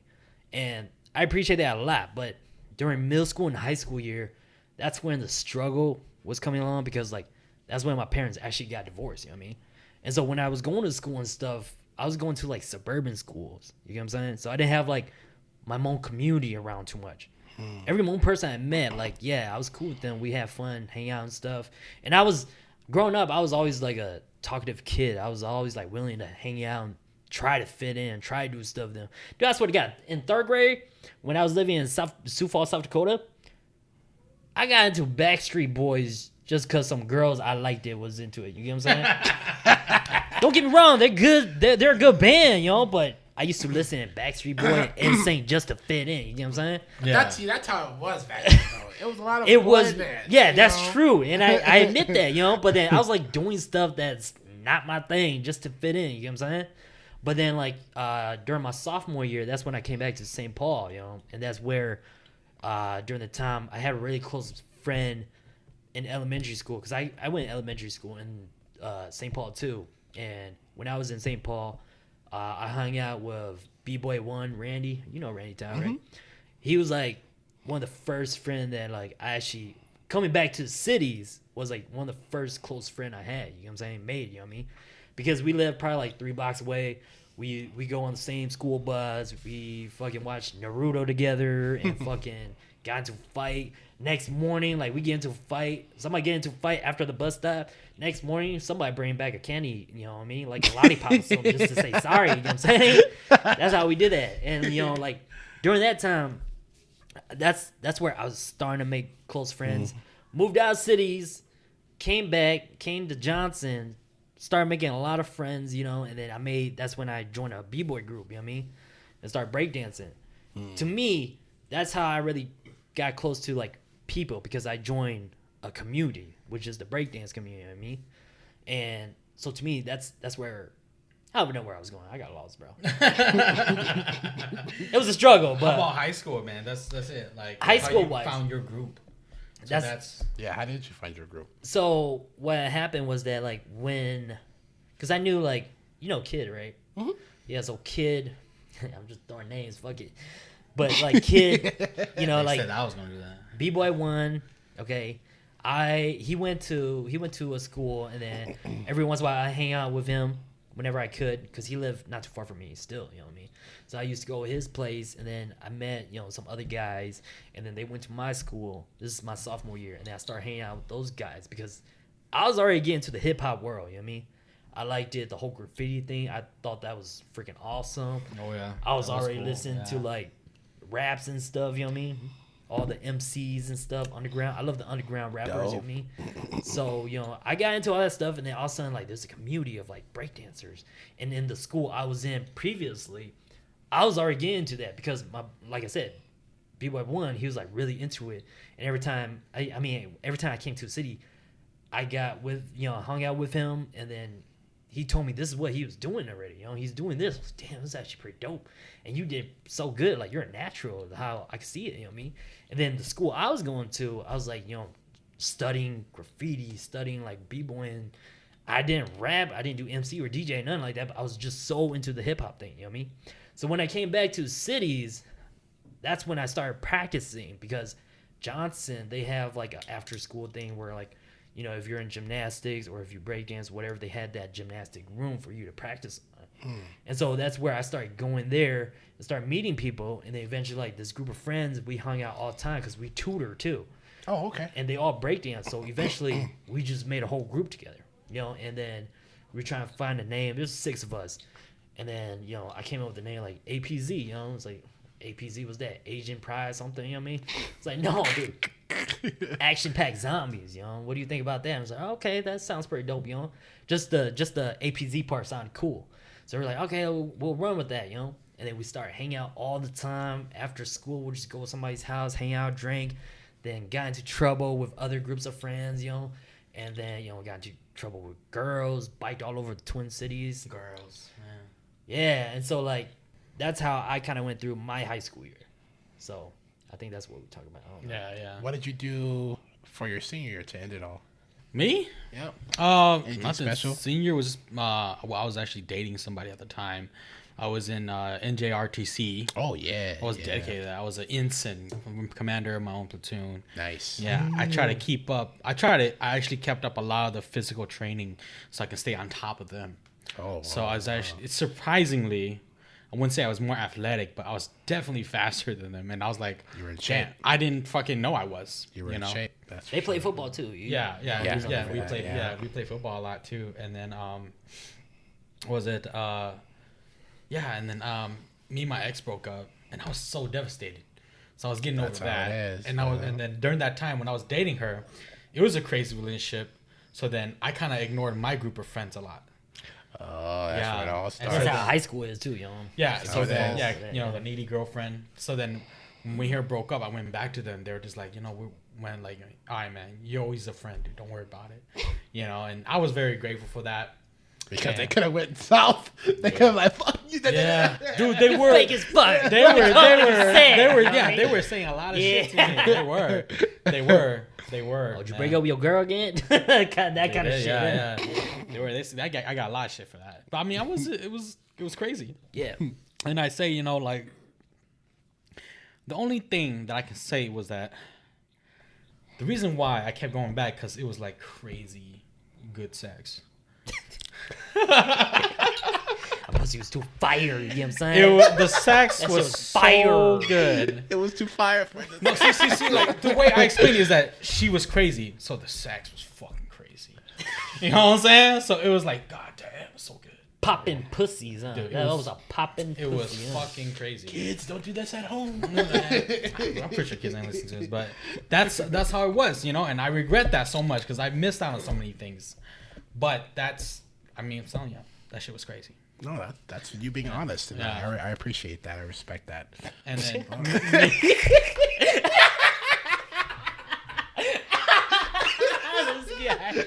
And then when I met my circle of friends, okay, it was actually very nerve wracking. It was should I just throw names, man? You guys. I don't names. care. Yeah, you throw names if you want. All right, so it was Cha. Wow. Yeah, so like, I knew Say from the year before my freshman year. Freshman, I didn't really have. I had a few friends, but everybody branched off and left. So my sophomore year, I didn't know anyone again. It was a fresh start. And then I had the same class with this guy who talked to me once in freshman year. And I sat next to him. And this is when I had my long hair, my bangs Wow. down to my face. Yeah, I was like emo. Those days. Yeah, and my spiky hair, long Wow. The 90s, Yeah. 2000s. Isn't that crazy now you think about it, you know what I mean? Yeah, that's crazy. bangs. So yeah, my long blonde Damn. hair. I used to straighten it every day so it stay straight. Yeah, that's crazy. And so I had how me and him became friends because I was sleeping in class, and then I had my hair covering my eyes. So they wouldn't see that you were So they sleeping. didn't see me sleeping. Yeah. And That was a good way. I did that and before, then too. He woke me up and he was like, "Oh shit, you're fucking sleeping." I was like, "Yeah, man. Why? What's going on?" He's like, "We got a test." I was like, "Oh shit." Damn. All right, man. And they couldn't hear you? Yeah. And I Damn. was like, "What I missed?" Because we were in the back of the class, you know. Damn. And so then, You probably said something like this. so then, yeah. So, So it's then, covering you. So no, it's I was leaned back like this. Oh, with your long hair. yeah, just and I blocking. just slept like this. Looking like he was awake. Good lord. That's how I slept. Yeah. That's why he was knocked out. Yeah, yeah. My hair, I didn't have glasses at the time, so then my hair just Oh, covered okay. my whole eyes Yeah. and everything too. Wow. Would Yeah. you even get glasses then? I learned that because I kept getting serious headaches, migraines, Oh. when I was in because you're junior visionary. year. Yeah. So you didn't get till like your junior, Yeah, I senior didn't get year? into my junior year. God damn. Okay. 'Cause, yeah, so like how I became friends with Sam was that happened, and then I asked him, "Hey, what are you guys doing this weekend? Because I don't really got nothing to do. I'm just sitting at home all the time." He's like, "Oh, we're probably gonna go hang out at Cha's house." And then I was like, "You mind if I come?" He's like, "Man, you gotta ask him. It's this place." And I was like, "All right, point me to the guy and I'll ask him." So then he's like, "Oh, all right." And then so so during halftime, when we exit our classes going to other classes, Yeah. I think I told you. So I went and I met. He pointed at Cha, and I was like, "That's the guy." We had the same class too. This is when we were just privates in NJRTC. Yeah. So then I went with Seaman, but so then we went. see him in second class. But I went up to Cha and I shook his hand. Right, we shook hands, and I nervously gathered the courage, like, "Hey, man, so I heard you guys are hanging out this weekend. I was hoping if I could come join you." And I look up, and he's gone. And I'm like, wait, where the fuck he go? And I look, and he ran up to a girl, and he started walking with her. I'm like, this fucking Buster. So I went to class angry, and everybody in class was like, hey, Casey, why you so mad? And I was like, cuz, man, I gathered the courage. All the courage I had to ask him if I could hang out this weekend. He just dished me. He just ignored me. Yeah. I was talking to myself for a whole minute. That is kind of funny. That's funny. You talking to yourself like, hey, man, I was thinking. Yeah, I was thinking. Yeah. And then he came, and then everybody was mad at him. Well, it's on my side. Yeah. Like, man, he was trying to hang out with you, man. He was like, oh, my bad, bro. And he's like, yeah, you can come over this weekend. And I was like, I don't think I want to no more, man. I don't know, man. I feel so offended. That's funny. Yeah, that's how me and him became friends. Wow. Yeah. Yeah, like for me, I remember the courage part. I was never really a nervous person. You know what I mean? Was, yeah. I wasn't shady either. Like, I don't mind talking to people. And when people talk to me, like, yeah, I respond to them. You know what I mean? But the courage part, I wasn't nervous of, like, talking to people at all, you know? I was always, like, out there. But at the same time, in high school, for me, it was kind of like, I don't know, whoever I hung out with, I usually stick with, you know? Supposedly, a lot of people thought I was, like, a popular kid, too. Not saying, I'm not trying to, like, fucking... Dude, no, I agree with you, because same here, too. Because, like, we always went and ran and hung out and shit and did shit. And then, I didn't know this, but then after high school, like, about 2-3 years later... we went to this other party, and then it was like a hotel party, and this girl, she was like, "Yeah, I'm from Arlington too," and I was like, "What? I don't remember you at all." And she was like, "Yeah, I was a sophomore. You were a senior," and I was like, "Nope." We were just focused on the group, group, I was right? like, "No, yeah." I was like, "No clue." And she was like, "Yeah, you guys were like." And you guys were like, oh, you always hanging out with that one dude, Sam and Cha. And I was like, you fucking know my friends? Yeah. You know, and I was like, what the fuck? And I was like, hey, Sam's right here, you know? What the hell's going on? How do you know? And she's like, oh, you guys were just, everybody kind of knew you guys. Dude. And we were like, what the fuck? Dude, like, my wife said the same thing about me. My wife was like, dude, you were too cool for me and shit. I don't know if she ever told you about that. I didn't know that. Okay, so like in high school, I think it was during lunchtime, okay? And then I was sitting at a table. I knew some of the people there, and we were talking, just hanging out. And then all of a sudden, like, my wife, stranger at the time, okay? I didn't know her, you know what I mean? She was, like, saying something to me. I was like, oh, yeah, okay. So anyways, you know, she was like, oh, my God, that's how you were. You know, I was like, really? I don't remember you at all. Like, I remember you in our school, and we hung out a couple times, but I don't remember that moment, you know what I mean? I didn't get to know her until, like, we started working together, you know what I mean? Yeah, I mean, like, I didn't know we were popular. I didn't know. Yeah. Like, even some of the, some of the seniors, they knew who we were.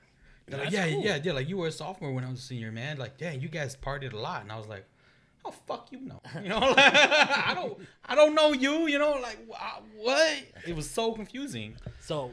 But supposedly we were. So. Oh, yeah, go ahead. That reminds me, dude. I remember in senior year, because I fell into popularity too, because everybody was knowing who I was. Yeah. And it was kind of weird because I was always used to people not knowing who I was at all. Oh, you know, we knew you. So it was strange to see that. But I remember from my senior year, I planned because I performed at my senior year. I put a group of people together and we performed my favorite Disney movie, The Circle of Life. From the Lion King, we performed an upper today kind of version, you know, and from the Disney Channel stars, we performed their version, and man, that was a great moment because I wanted to do something special for my senior year, you know, so I got approval from the committee, from the school committee, the principal, and just said I want to put together this whole class like a choir and do this, you know, bring it, and that was the best thing I ever did. You know, on my own to incorporate that. Having practice after school, staying after school to make sure it gets run right.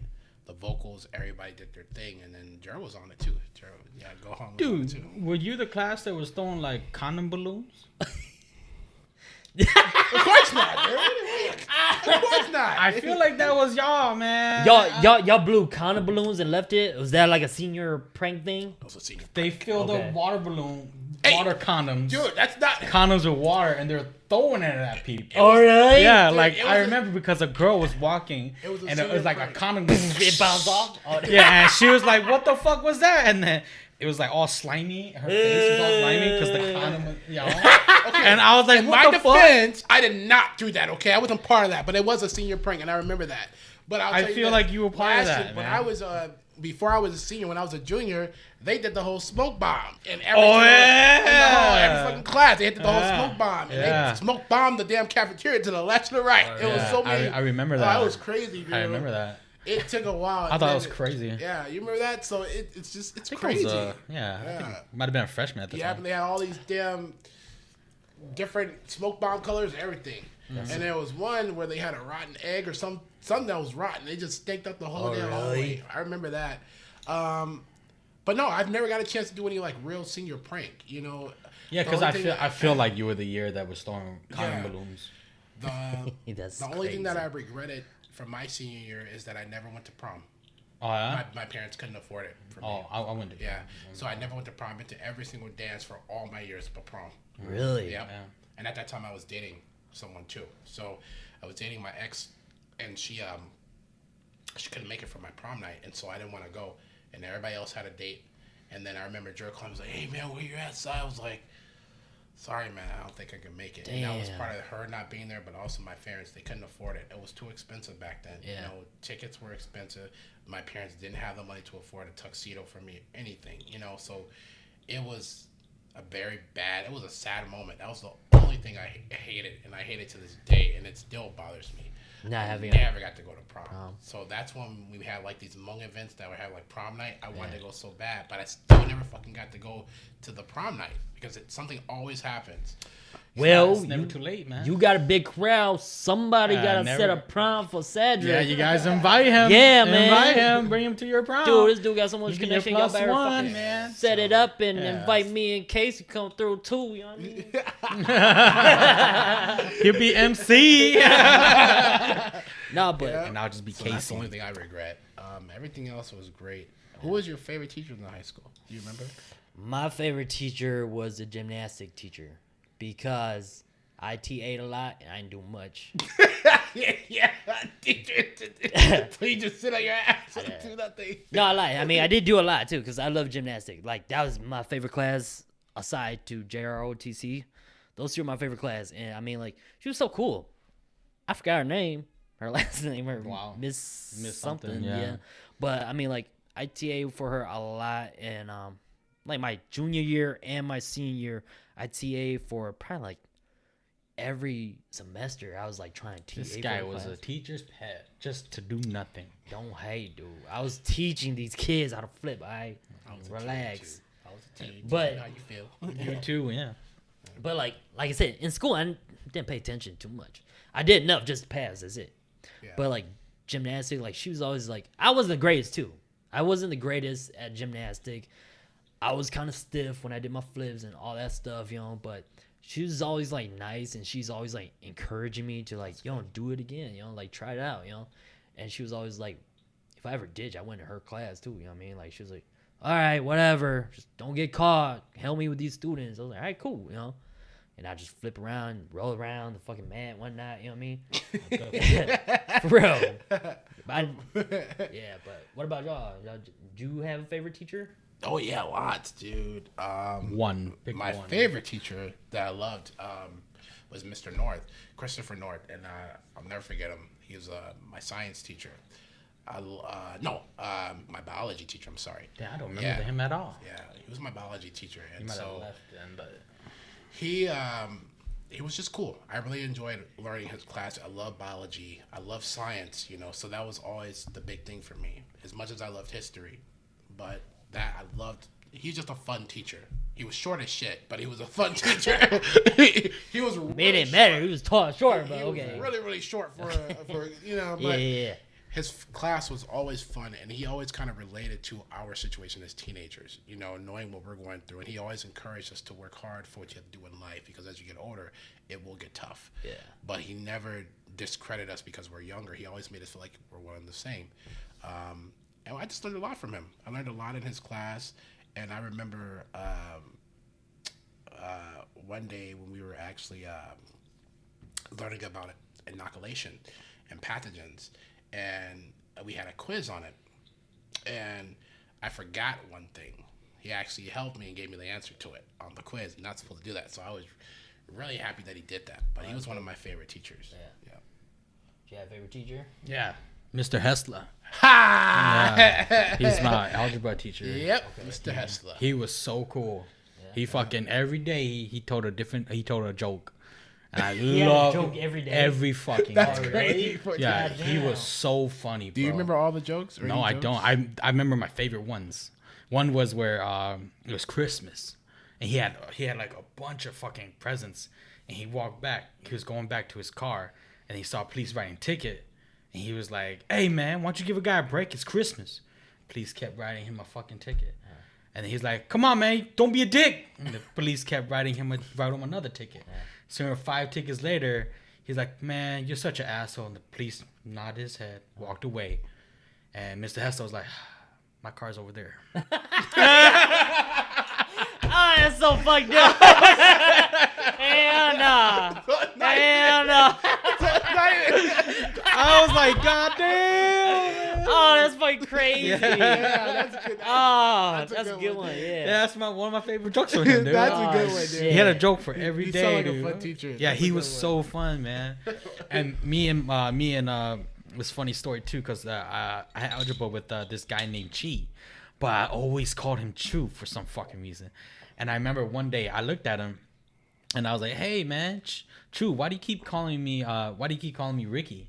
Because he calls me Ricky, and he's like, "Why do you call me Chu?" And I was like, "Chu's not your name?" He's like, "Nah, it's Chi." And I was like, "Oh fuck!" I was like, "I'm so sorry, man." That's funny. I was like, Hey, what's up, Chu? cause What's up, I was Ricky? like, you look like a Chu, and he was like, That's fucked up. and then he looked at me, he's That's like, fucked up. "That's funny, cause you look like a Ricky." It's like fucking Ricky.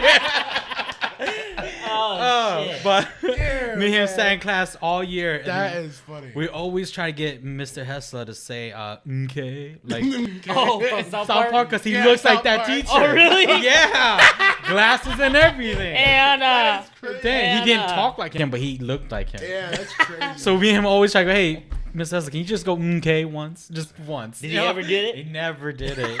Because I'm sure he knew the show. I'm That's pretty what- sure he knew. He was like, that's what you're thinking. Yeah. He will never say it, but me That's and Chi will always try to fucking get him to say it. Man. Yeah. But Mr. Hessler was my favorite teacher, man. His That's jokes great. are off the hook crazy, dude. Funny as hell. I don't know. There was one teacher I used to clown her so much, but she was a great teacher, and she knows it. She was a Chinese ethnicity. Her name was Miss Zong. Okay. And she was a math teacher. Okay. So I needed help with math, so I would stay after school with her. But during her class, when I shared it with my buddies, I used to clown her so damn much for no reason, and I didn't know why I did that. It was just me being stupid. But she taught us 2 words in Chinese: Toshene and Trisiku. And then and I used to fucking make fun of her because the way she would say it, like Toshene. And then I used to come at her like, "How do you say it again?" And it was like Toshene, and then she would tell us like the right way. I was like, "Oh, Toshene, right?" It was like, dude, Fucked up. Wow. This guy. Wow, what a you're douche. such a douche. What a and then douche. And then my buddy would just be laughing like, "Bro, you're so mean." I was like, "Nah, I'm just bullshitting," you know. But no, she was a good teacher because Yeah. she was the reason why I even graduated, because without Oh, her, yeah. I wouldn't have done it, you know. Yeah. So I tip my hat to her for that. Yeah, that's tight. What would that even mean? Oh, so from what I remember, Trisiku is when they punish you and they because back then Chinese used to have that long like the movies, Ponytail? Yeah. they'll hook them up to the thing. Oh, really? Yep. Damn. And hook you up to the ceiling and tie your, and then I guess it was the way they pronounced it. I don't know, but it's some kind of punishment. Oh, okay. But You're like, kind of Yeah. like, That's just like, you can't do that. You Yeah. know? yeah, but back then I had long hair, so Really? my hair was here. Yeah, that was me back then. You I had long hair I want there? to try. Really? I want to try to see I that. had long hair. I had an afro and shit. That was back Really? then. Really. Damn, that's Yep. tight. So my freshman year I had long hair. Sophomore year I cut it the second, probably the middle of the sophomore year. Okay. That's when I finally decided to go bald. Back then, long hair was a big thing. Everybody Right. had long hair. Right. So I started growing my hair out. My dad had long hair. The whole My mom did. Ludacris and Snoop Dogg. Yeah, so I was braids and all that stuff. But I remember when I first started growing out my hair, man, my own race, they were mean as hell to me about it. Because, man, when you were, like I said, I was not a popular dude. So okay. When I was just growing it out, man, they used to make fun of me so much. But when I finally, my buddies, of course, stuck behind me. Yeah. When I finally decided to grow out the hair, it started, I was at this. Yeah. That thing grew.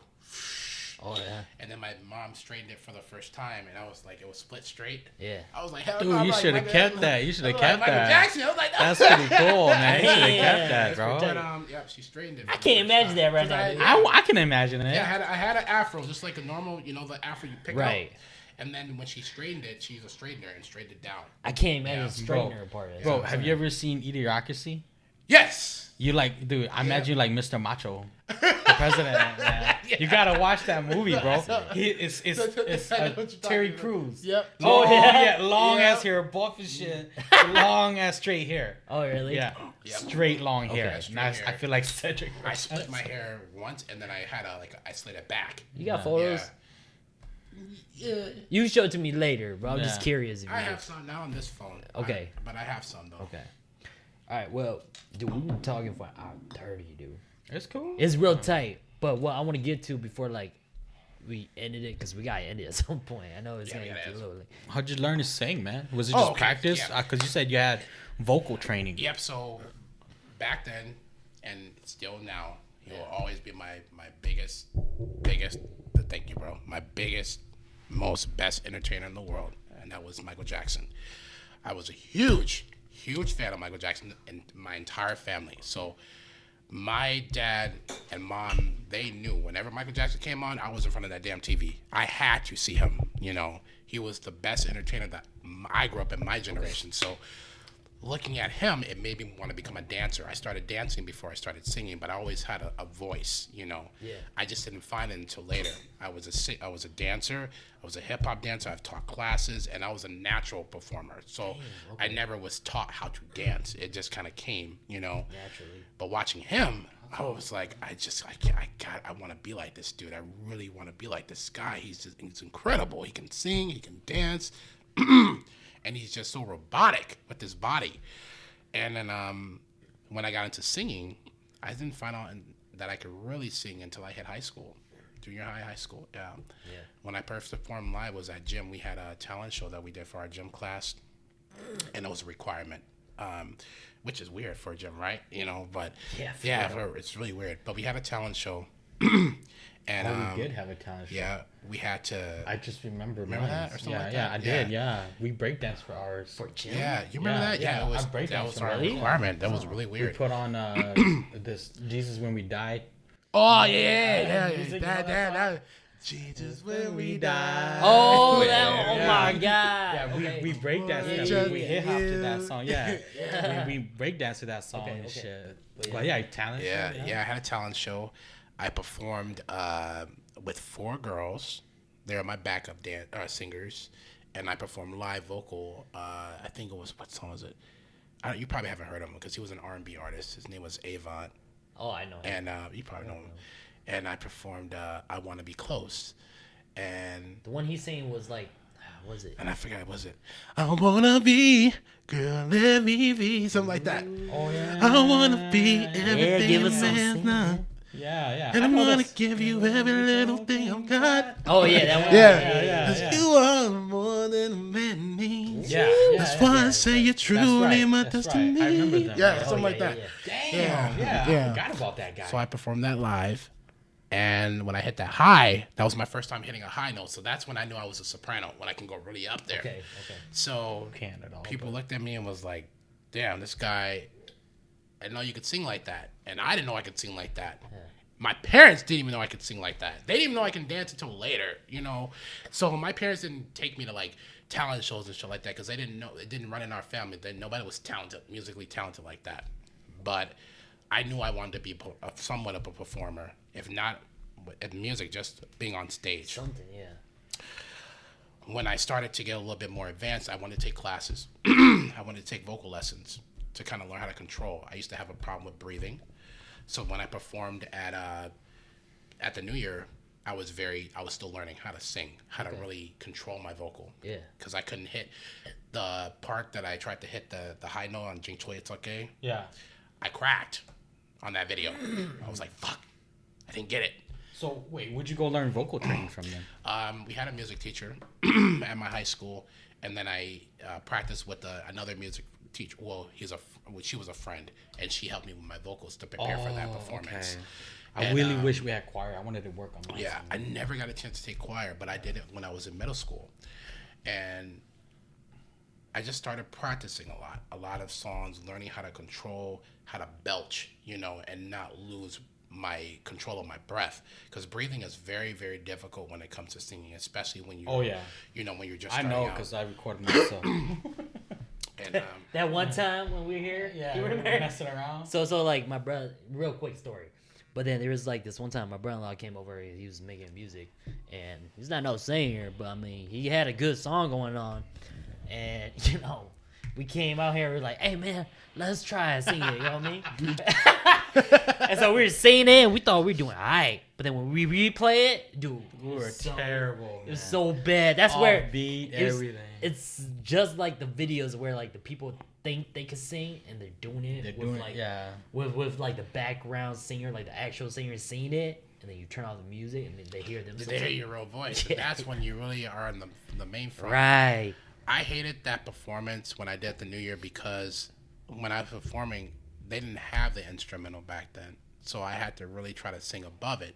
So there was a scene in there where I took my mic down because the mics were really bad at that time. Yeah. And the sound system was bad. So I had to hit a little high, and I put my mic down, and then they heard the background vocals. So people thought I was lip singing, which I wasn't lip singing. But they didn't have the instrumental made at that time. YouTube was just coming out, so they didn't have any instrumentals. Yeah, for sure. Yeah. There was no instrumental music. But anyway, I got inspired by Michael Jackson. He got me into dancing and wanted to become a performer. Then I started wanting to sing. And then after a while, I was R&B. I was straight R&B. That's before I even got into Hmong music. I grew up listening to R&B, hip-hop, sounds like that. So I knew I wanted to go in some kind of direction towards that. I did not know my range yet because I was a quiet singer. Yeah. I have a video back then where I performed Shooting Star a cappella. I said, damn, I sound like shit, dude. I was like, is this really me? And at that time, I was super skinny, I was really, really super skinny. And I was like, wow, I don't sound good, So I knew I had to keep practicing to find my voice and to be able to control it because I'm not a powerhouse singer, but I can hit, if I go. I top my hat to the people that are powerhouse singers because it takes a lot, Right. But I know my range, and I know how well I can do. I can hold a tune for a while.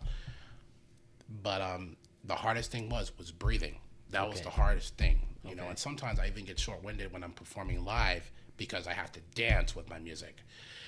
It's hard as hell to sing and dance at the same time. I just learned how to do it, Right. So when I performed Bélanger, which is one of my songs, live for the first time, I had just wrote it that same day I performed it live. Really? And this was back in 2016 when I wrote that song. The day we performed is the same day I wrote the song, and I performed it live with no recording. That's crazy. Yeah, with no recording. That's super risky too, ain't it? I lit that stage up, you know? Okay. But it was risky because I had just wrote the song. I wrote it in 4 hours. No, it was 5 hours. And I performed it. I was the last performer, and I lit that stage up. Wow. That I do remember. Yeah. And they was like, dude, you had the crowd going wild because I'm dancing and I'm performing. I was out of breath, but I did that stuff. And these are live vocal, you know. It is extremely hard. But anyway, I kept practicing. I was taking vocal lessons, learning how to control my vocal, you know, and just how to sing and how to belch. And I'm not a Mariah Carey, so I can't do that whistle shit. You know, I just can't do that. Yeah. I can't do that. It takes a lot of time and persistence. Yeah. And there was time where I would practice so much I started to lose my voice. So you have to be able to nurture your voice, take care of it, you know. Yeah. And then after that, when I did perform, my family found out I can sing. Then my mom was like, you know, if I had the money back then, or the what's the word? The finance. Yeah, the finances, but also the opportunities. Oh, okay. Yeah, to be able to go ahead and get you on stage, because I know my parents wanted to do that, especially my mom. She probably did want to, but she knew it wouldn't happen. You know, it's just too expensive to do that, and we didn't have the we didn't have a lot of the utilization that we have now. Right. But she's like, she would have wanted me to go on stage and become a performer. I'm sure. But had that happened, I would have took a different route. I wouldn't have got into Hmong culture. You know what I'm saying? I would have been just an R&B artist. You know, and just did it that way to get better on the vocal. And sometimes even today, I feel like kind of sound good. You know, even when I'm like recording, I don't like hearing myself recorded because I don't sound like myself. I feel like I don't sound like myself. I feel better live than on my recording. I do better live than on my recording. Yeah. You know, I just, in the studio, I try to get it as perfect as I can get it for my audience, because I know when I go live, that's when I can start doing my runs and riffs and, you know, belches and stuff like that I can't do in the studio. So I feel like I'm not performing as well as I should in the studio. And I have to do take after take after take. Some people, they'll get down like in 2 takes. I'm like, shit, it takes me like 10, 12 takes. But that's, go ahead. And that's just me. When I recorded with Talkon, I recorded that, it took me 16 times to get it down. Yeah. To get it to where I wanted it. Right. But that's what I'm telling you. I have to do multiple takes in the studio. I can't do it at 1 or 2 takes. My vocal is not that good to do it just back to back, you know. I have to keep doing it until I feel like it's perfect. Because when I'm on stage, that's when I use my full vocal and I can really show them what I can do, you know? Bro, I guarantee you, and I'm sure a lot of people agree with me, we see you put your heart into all your songs, dude. A lot of your music video, every time I look at it, I was like, dude, man, Cedric really putting it all on the table, you know what I mean? I really try to structure it, you know? And real talk, Casey and Vince, when I did that video, and it's only been out for 9 months, but when I did that video... Time out. I gotta go pee. Oh, go ahead. Time out. Hold that thought, okay? Let me pee real quick. So, when I first decided to do that video, it was going to be my first official video of my own. I've been featured in videos, but I've never had a music video of my own. So, I wanted to make it special. I knew that it was going to attract a lot of people, but I didn't think it was going to climb as fast as it did. Yeah. Because people already knew me, but they never expected me to do my own video, you know? And so when I did the teaser for Gutoko, they was like, oh man, that was last year, right? It's going to be fire, you know? Yeah, you should do more. And, we got something in the works, bro. I'll tell you that later. Yeah, you tell us later. Yeah, after. Yeah, we shot that video, a lot of it in Duluth. We shot a few scenes in Hampton for the Buddhist temple scene. We shot that in Hampton, Minnesota. Oh, yeah, I saw that, yeah. The Hamptons. Yeah, very nice place. I don't think nobody ever really knew where it was, so they was like, oh, you guys shoot this in Thailand or something? I've been there, yeah. Also, we had shot 2 scenes at Minnehaha Falls, but majority of it was in Duluth. We shot a lot of new places in Duluth, which was really nice, in Hampton, of course. But it was so much fun to work on that because we put so much time and effort into it, you know. And I know when I was writing out the storyline, because I'm like the co-director behind the scenes, because I'm writing all these scenes out, you know, I picked the places that I wanted. Your video, and I wanted to make sure that it was shot right. I'm paying good money for it, so I want to make sure that it's shot right, you know, hiring the right director. Right. And I think that time when I hired him for that project, I was the 3rd person he ever worked with. So I didn't know him. I kind of got referenced to work with him from another friend. He gave me like a Surprise, which is a good friend of mine. Okay. He gave me like 5 or 6 people that I could probably, you know, directors that I could potentially go for. Yeah. And I picked Janae, which is a good guy, you know, as far as his work and everything. We did the video. As far as his work and everything, we did the video. Go on, man. Anyway, because I know Janae. You know, everybody should know who Janae is. On a business perspective, okay? Good guy when it comes to work like that, and so be able to hire him for it was great. He did a great job. We've shot 12 hours the first day. 7.5 hours a second. So it was a big shoot. It was a long shoot. Yeah. But it turned out beautifully. Yeah. I had so much fun working on that video and working with Woncha. She was a great actress. Excellent. She's a singer too. She sings beautifully. So people haven't seen that about her, but she sings absolutely beautifully. And it was so much fun working with her. And what's funny, when we did the opening scene, that was all out of the just Haloza. We had no script. Oh, y'all just said it out of the blue? Y'all just winged it, huh? We made it out. We just made it up and winged it.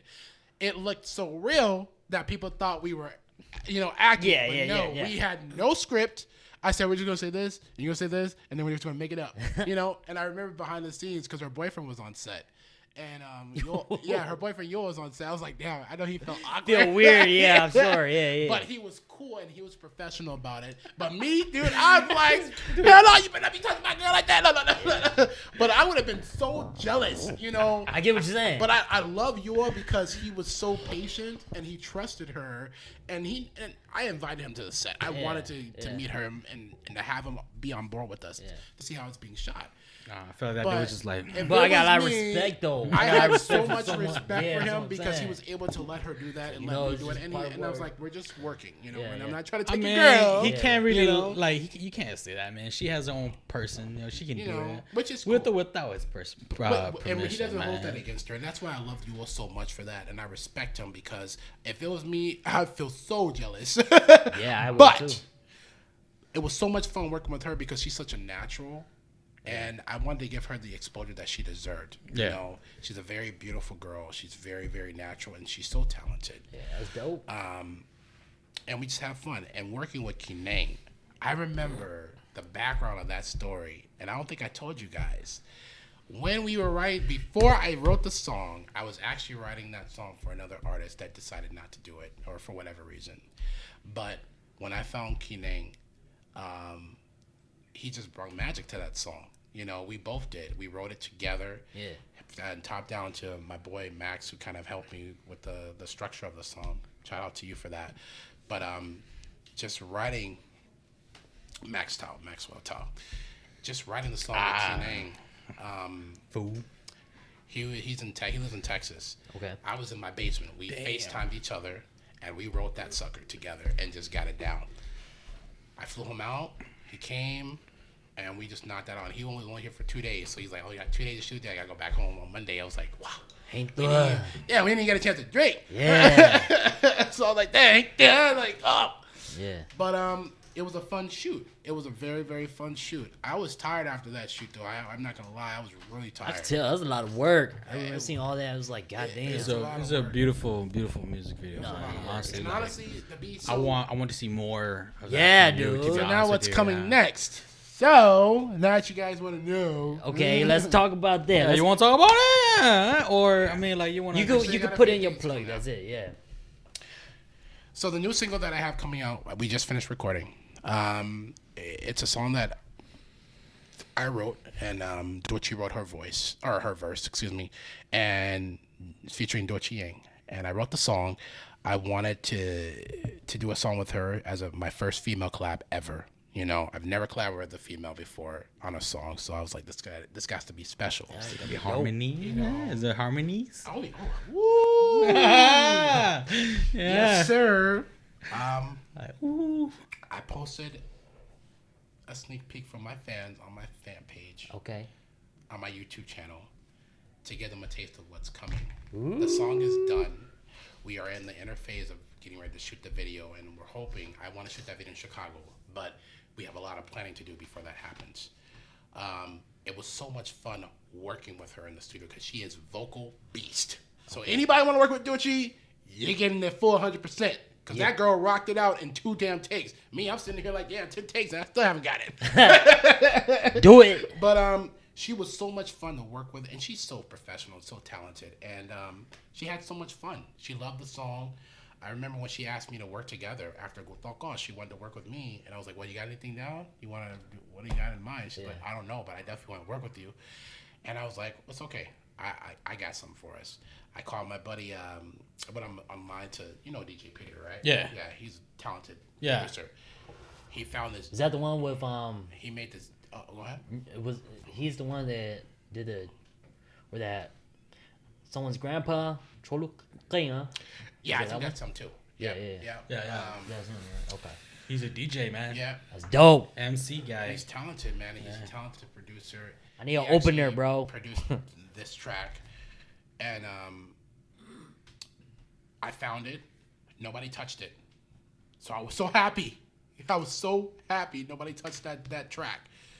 I heard that instrumental and I fell in love with it. I said, bro, I have to buy this track from you. Yeah.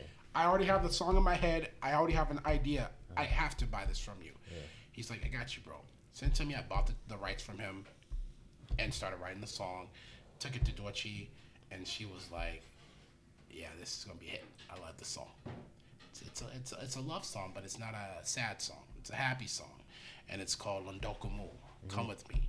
And it's about these two lovers who were actually apart. They came together, found each other. Yeah, you told me about and decided this. to travel the world together. Yeah. You told us. Yeah. I'm also working on a song with David Yang. That I have to get on that. My boy, my bad, David. I got you, bro. I've been slacking a little bit, but the song is done. I just got to re-record my vocal. Okay. But me and David Yang, we got a big song coming out too pretty soon. He's just waiting for me. I just been a slacker, but I got you, bro.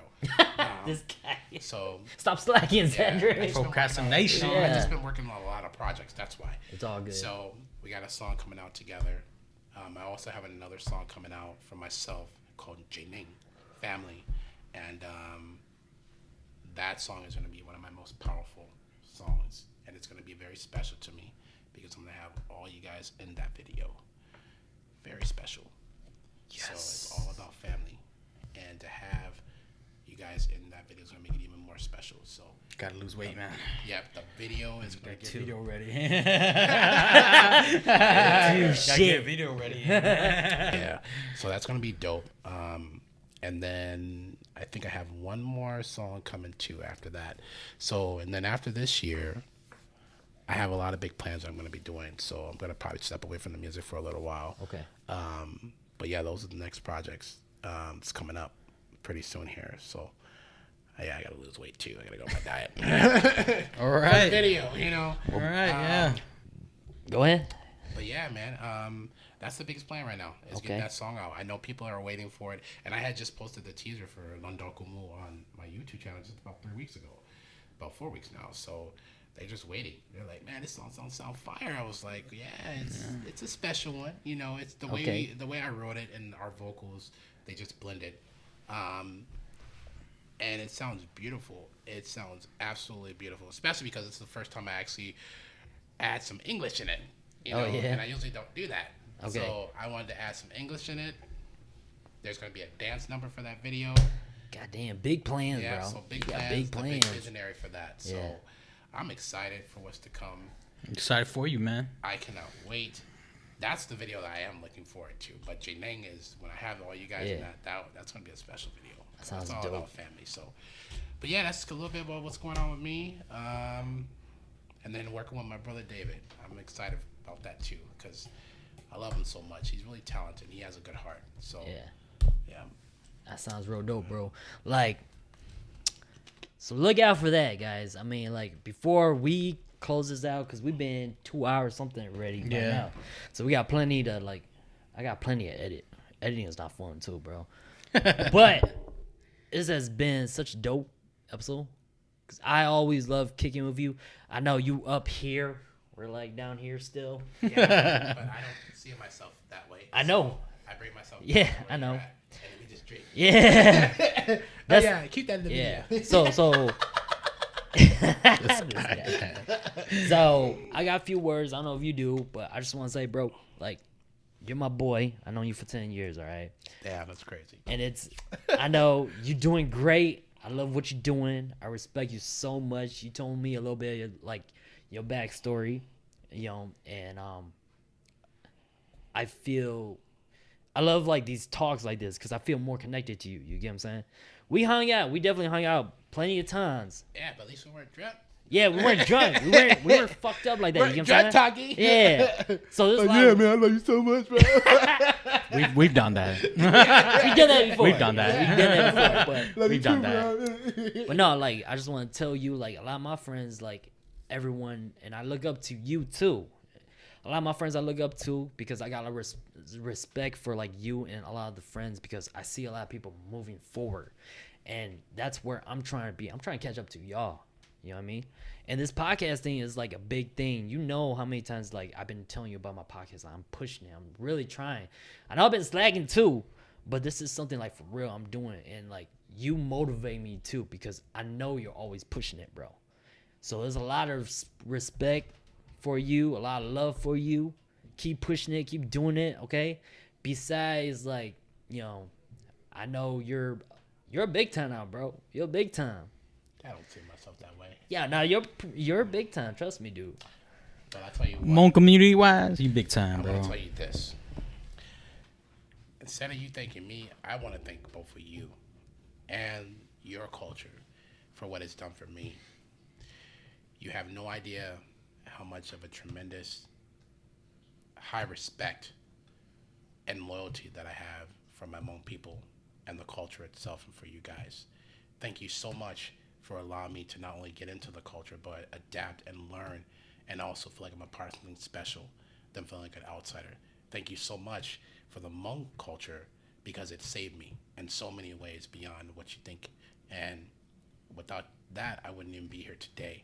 So thank you so much from the bottom of my heart. I really appreciate each and every one of you. You, Casey, and to all my brothers and sisters, especially within the Hmong community. Thank you so much. And I couldn't ask for anything more. And I'm super excited for my pho restaurant. That's another time. We can talk about that another time. That's another time. Another time. Yeah, But goddamn. You said it way better than I did. Yo. I can't top that. All I can say is like, look, like for me and KC, when it comes to like boys we're real close to, I don't care how far you up here. My friends who are like still working on it too, I don't care. Like we're boys. I don't see you any different, and you know that. Same here. So a lot of I'm love, proud man. of you. Yeah. I'm very proud of you for being consistent and staying focused and following your dream. You know, the podcast was a big thing to you. I know you've been wanting to do it, and now you're doing it. Yeah. And if it takes me to help that kind of branch out, then I'm happy to be here. Nothing but deserve love, it. bro. You deserve it, man. Sure, thank you, bro. You deserve it, bro. I know it's been a long road, but you deserve it. It has been a long road, man. Thanks. Thanks, Proud bro. of you, brother. Yeah. Thank you for coming through, man. Oh yeah, and thank you for not getting me drunk. Oh, just wait till the podcast's camera's done. Yeah. Wait till the camera's off. Yeah, man. Thanks a lot for coming through, man. Yeah, thanks for coming through, dude. You know, I very appreciate it. A lot of love. You know, it's always great to see you, man. I'm glad. You know, you came around, man. Honestly, been boys, brothers since like what? Been years. 14 years, long as fuck. It's crazy how long that's been. I know. You know, but man. the good thing is that we look the same. We just I don't know, man. I got fat. Yeah, we just became a little chubby Bro, change. just a little bit. That's all. We just we became a got little big, chubby man. change. We Jeez. still look like But yeah, man, a lot of love to you, dude. Like I said, I've watched your videos. I support you a lot. You know, I go and I mean, I don't name drop you a lot because, you know, like I said, to me, you're just my brother. Yeah. That's how I You see know? myself as. Like, I'm just, honestly, I just promote everybody. I think they're all beautiful and talented. Yeah. So I think that, you know, Of course, I can see that. You know, like that you don't just talk about yourself. You No. give it out to everyone. The artists that, you know, that I look up to, especially for the ones that have been really, really trying, like there's some beast ass Hmong artists that I'm so proud of that I follow. And it's, when it comes to like the Jolai, like the OG Hmong artists, Yeah. I love Likong. I love him very much. I think Okay. he's so talented. Man, there's some talented ass people, dude. Oh, yeah, for sure. I just thank God so much that we have this much talent in the industry. It's just crazy, dude. Yeah. It's like, because back then we didn't have that. We just had bands, and That's so true. the Hmong music just exponentially just went up. That's you know, true. it's just like, damn, now we have all these freaking artists, Yeah. rappers, and getting things that good. we didn't have back It's getting then. good. You know, so it's crazy and Growing a it's lot. good. I see that. I kind of feel like we need a new band, new Hmong band. You know, with you included in it or something, dude. It'd be cool. You know what? That wouldn't actually be a bad idea. We'll call it Black and Yellow. He's so dumb. Fucked up, man. What you gotta say? Black and Yellow, bro. Exactly, bro. Do he die, y'all? Yeah. Do he Do die? it y'all? die, yeah. We'll name it Do and Die. Yes. Don't you be do it die, bro? Do it die. Yeah. All right. But it's been fun. I want to thank you guys so much. This is a wrap. Yeah. Yeah. You know. Until next time. Stay black. No, just joking. You want to play in your plug before I close it out, bro? Yeah. Oh, what's up? Any Play in your plugs? plugs, Anyone like you want to shout YouTube out? or Oh, yeah. or- Oh yeah. Okay. Cool. Yeah. I lost my chain of thought for a minute. So, all right. So, for those who not know me, it's Xai Cedric Vang here. If you need to follow me, I'm on YouTube. Please like and subscribe to my channel if you want to see more material that's coming up. Thank you so much for all the support, all the love and respect. You have no idea how much I appreciate that from the bottom of my heart. To my Hmong family, my Hmong friends, my Hmong sisters, brothers, thank you so much. It has been a blessing, and I'm going to continue to make you guys proud as much as I can. I'm not perfect, but I swear I will get to that point somehow. They're proud of you, dude. Trust me, dude. They happy, man. You real cool. But thank you so much. If anybody wants to chill with me, you already know I'm down to earth. Yeah. I don't see myself bigger than anyone. That's not the way I was raised. I think we're all beautiful. We should be treated equally. And let's make it happen. Bayo, mong hama. Respect. The Respect. dog will talk that baby. Mong shi chulu shi pa bet you muta megla. No, they Always know. remember that. No, they know. Better Hmong Alright. than me. There you go. Oh yeah. Go on, go Oh, on. yeah. Say your closing statement. Huh? You And ready? don't say you want a Big Mac, because that ain't gonna happen. No, I don't have a closing Just wanna say I want a statement. Big Mac. No, man, you got me you got me fucked up. Yeah, you got you fucked up, Got me dude. fucked up. Big Mac. Got me fucked up. I never heard that on this podcast. I know, man. Like, what? what? Damn. Oh man. I want a Big Mac. You lucky boys, man. Lucky boys, man. I'm just joking. Oh man. All right, bro. All right, man. You ready to wrap this up? Yeah, then? let's wrap it up. So yeah, I hope you guys liked that episode. We had our boy Cedric Xai Vang here with us, and it was a real good talk, dude. I really enjoyed it. Yeah, it was fun. You know what I mean? So I mean, check us out on Facebook. The video will be on Facebook. Eventually, we're gonna put it on YouTube. You can listen to us on Spotify, wherever you get your podcasts. Right? So yeah, that's a wrap. Once again, my name is Vince. And this is Goofy. Come reminisce with us on the next episode, guys. G.